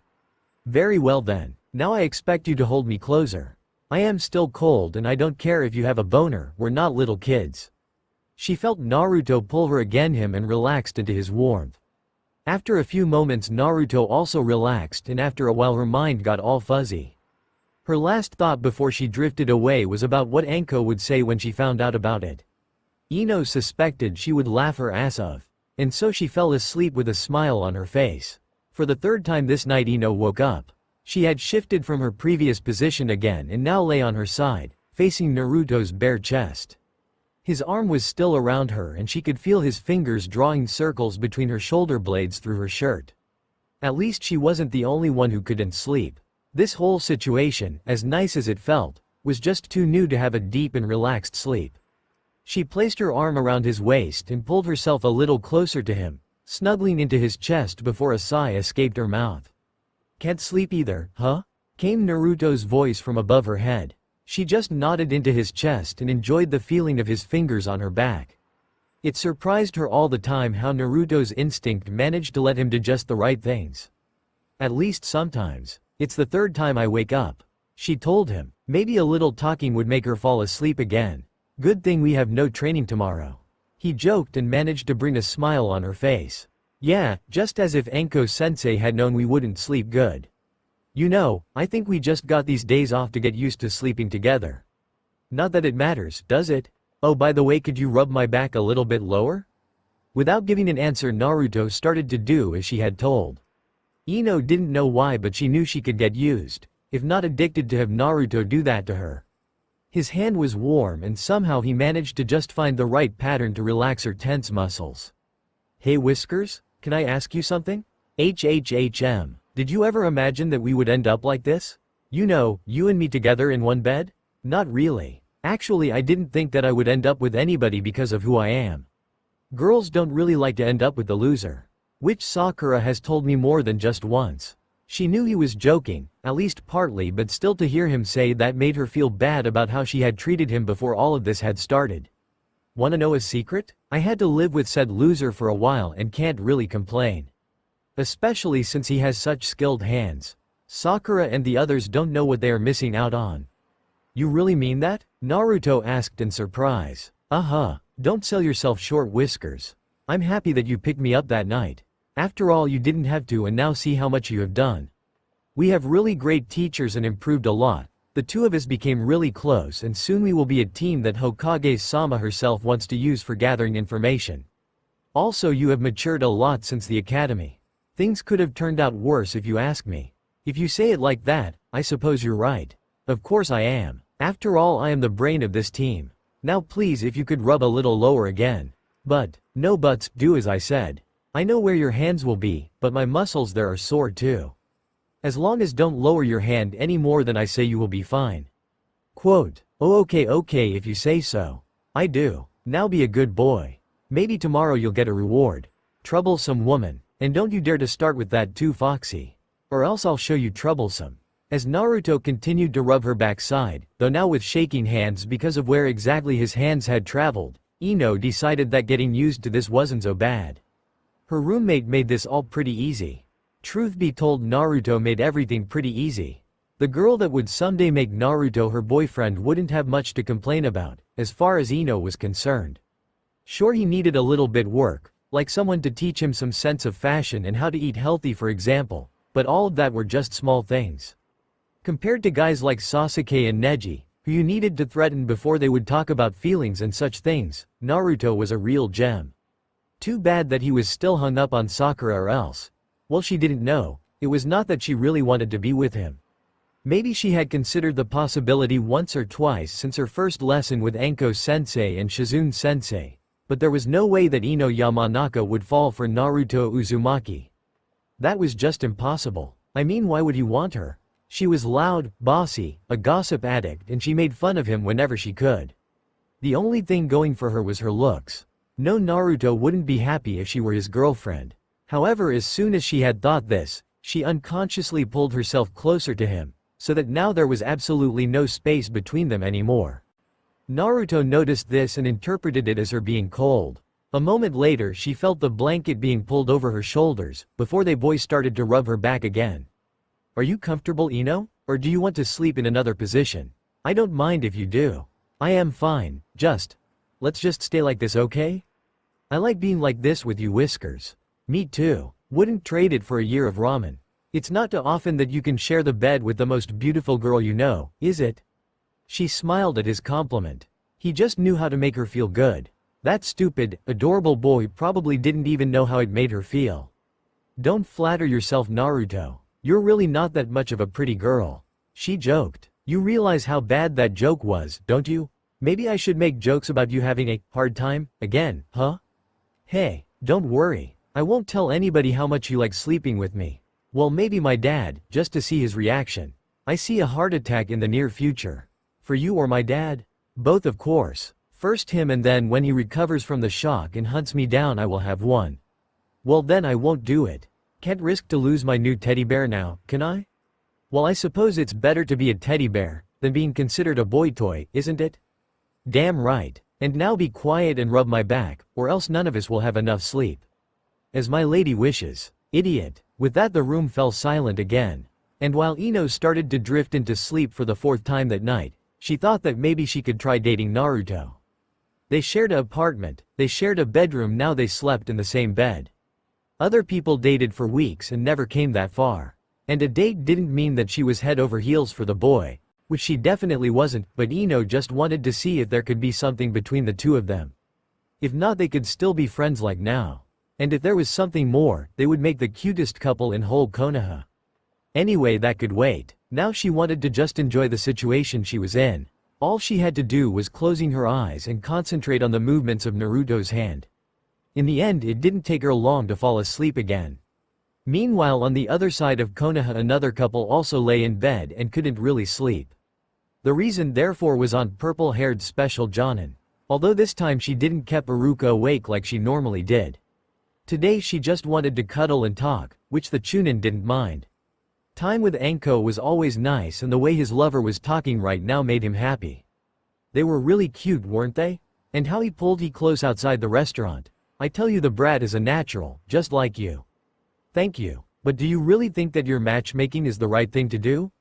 What of Hinata? She likes Naruto. And as far as I know, he still likes Sakura. Oh please. The The Hyuga can't even stand next to him without fainting. The boy needs a strong woman in his life to push him in the right direction, not someone who idolizes him. Okay, and what about Naruto's feelings? Are you sure he isn't into Sakura anymore? His answer was that pout he always got, when Anko wanted him to play along. What was worse, it actually worked most of the times. Sadly, if Naruto was concerned, Iruka was a lot more strict than, let's say, about having on the training grounds. The boy was after all his little brother in all but blood. I am serious, Anko. They will have to work as a team soon, and then they have to work no matter what. If one of them has his or her feelings hurt by the other, this plan of yours could seriously backfire. Pa, I just told them to get used to sleeping next to somebody, nothing more. And it's not like there aren't already feelings in this game. I just know Missy has a thing for the brat. Also, you have seen them tonight. They didn't even notice us, though we sat just 2 tables away from them. They only had eyes for each other. I know. It really looked like there was something between them, though I still think it was bad to spy on them. Ah, you and your principles. Always doing what's right. Still, I corrupted you enough to follow me, it seems. You did. Just make sure you don't corrupt your pupil as bad as you have with me. Oh, don't worry. I don't plan on snuggling with Blondie. She is a little young and you are more than enough, sweetie. Anyway, I say the brats will come together soon. Then let's hope they work out. Not that I have any doubts in them. Ino and Naruto are at least able to talk about their problems. If not with each other, then with one of us. Yep, we will guide them to be a happy couple, won't we? Anko's smirk was met with a sigh from Iruka. Why even try to argue with his crazy women? There were plenty of better ways to waste time. As if Anko had read his thoughts, she said. Well now, I think I deserve a punishment, father meddling with the little one's love lives, don't I? At least you admit it. Now for your punishment. And with that he tackled Anko down on the bed, earning him a surprised squeak from his lover. After all, some punishments were quite enjoyable if done right. And Iruka always did things right. Whether it was teaching his pupils, helping Naruto out, or spending time with his girlfriend. To say that Ino loved waking up with Naruto the next morning would need to stretch the truth pretty far. First of all, it wasn't morning but noon when the blonde girl first opened her eyes. Second, she was laying underneath Naruto, who obviously had shifted his position while sleeping. Third, she was still tired as if she hadn't slept in days, and fourth, she really had to go to the bathroom. Not exactly the best morning in her books. Still, the picture of Naruto's head resting on her chest, while he slept, brought a small smile to her face. Sadly, there was still her bathroom problem, and Naruto was the one thing stopping her from getting up. So without being too gentle, she pushed him away from her and got up. Surprisingly, the blonde boy just slept on as if she hadn't even touched him. He just hugged the pillow Ino's head had just rested on and kept snoring. Ino, on the other hand, started her morning routine, like brushing her teeth and taking a shower and all those things. After that she got dressed. She really missed her closet with all the clothes she had in her room, but at least Sakura had been able to bring her some things from home, other than the bag Ino had when Naruto had found her. And of course she had the few things she had bought with Naruto some time ago, so she could always come up with a good and surprising outfit. Anyway, it just wasn't the same as having her closet to choose an outfit from. As she came back in the bedroom, she found Naruto still sleeping, just that he was now drooling on the pillow in his death grip. The boy really was cute and a little disgusting at the same time.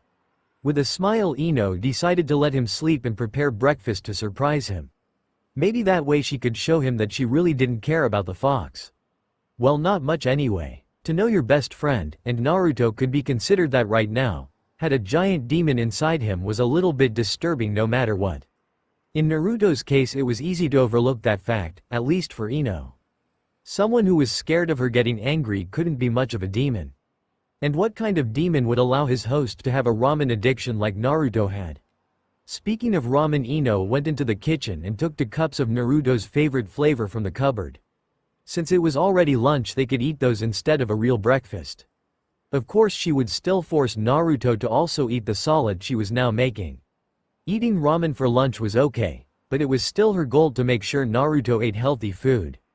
One couldn't lie from ramen alone, and besides, her solid always tasted great. The blonde girl had secretly been food shopping last week, and ever since then she had made sure that there was a variety in what Naruto and herself cooked. The funny thing was, no matter what they ate, Naruto always needed a cup of ramen with it.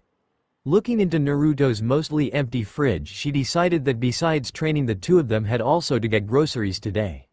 Maybe that way she could find out what else she could get her roommate besides his favorite food. Anyway, that would be done later. Now she had to make the salad, fix the instant ramen, real challenge isn't it, and clean up the mess Naruto had left on the kitchen table since he had forgotten to put his ceilings notes away yesterday. All in all, it took her no more than half an hour before everything, save for Naruto, was ready for breakfast, or better said lunch.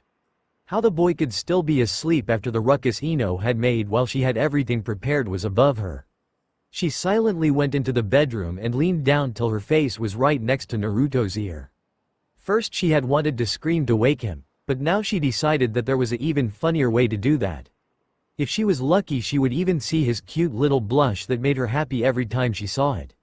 Unlike Sasuke, who had always been cold and repellent to her ministrations, Naruto always blushed when she showed a little intimacy, and there was no better boost for her ego. So time to get some of that from her whisker boy. Naruto, wake up sweetie. She cooed into his ear. He stirred a bit but then continued to sleep. Well, Ino wasn't outdone yet. Naruto, you really have to wake up. It would be a shame if I had to eat all of that ramen alone. This time she tried to sound why and pouty at the same time. Apparently that way her voice got to him. He opened his eyes and focused on her face. Ino? Ino could swear she could hear how his brain worked to understand the situation, before he realized how close their faces were and blushed like crazy. Having accomplished her goal of making him blush, Ino smirked to herself. Without even realizing what she was doing, she pressed her lips to his temple and went back into the kitchen. Get up, Whiskers. It's time to eat. Naruto simply did as he was told. He still wasn't totally awake yet, and somehow he had imagined her kissing him. He rubbed the sleep from his eyes and followed Inta, who still didn't even realize she had kissed him. When he came to the table, Ino had already sat down and watched his still red face. Yep, definitely funnier than him falling out of his bed. Then he saw the bowls with ramen and the salad. Suddenly all that happened before was erased from his mind. Is that ramen? He asked curiously. Of course he would notice that first, Ino thought to herself. Yep, but you also have to eat the salad. She told him. Okay. Naruto sat down in front of her and grabbed the salad. Ino also started to eat. Surprisingly, Naruto didn't wolf down the salad today, but seemed to enjoy the taste for once. Ino thought that maybe she finally got him to like the stuff. As if he had read her thoughts, he swallowed and told her. You know, this isn't so bad once you get used to it. Still, ramen is way better, but I don't mind eating salad. At least the one you make. The girl smiled at his compliment. They continued to eat in silence like they mostly did, and after it they cleaned the dishes together. So what are we doing today, Ino? I bet you already made plans. Naruto asked after they sat at the table again. I have a few ideas. She admitted. You want to hear them? Sure. Well, I thought that we could share what we've learned. You know, like jutsu and tactics.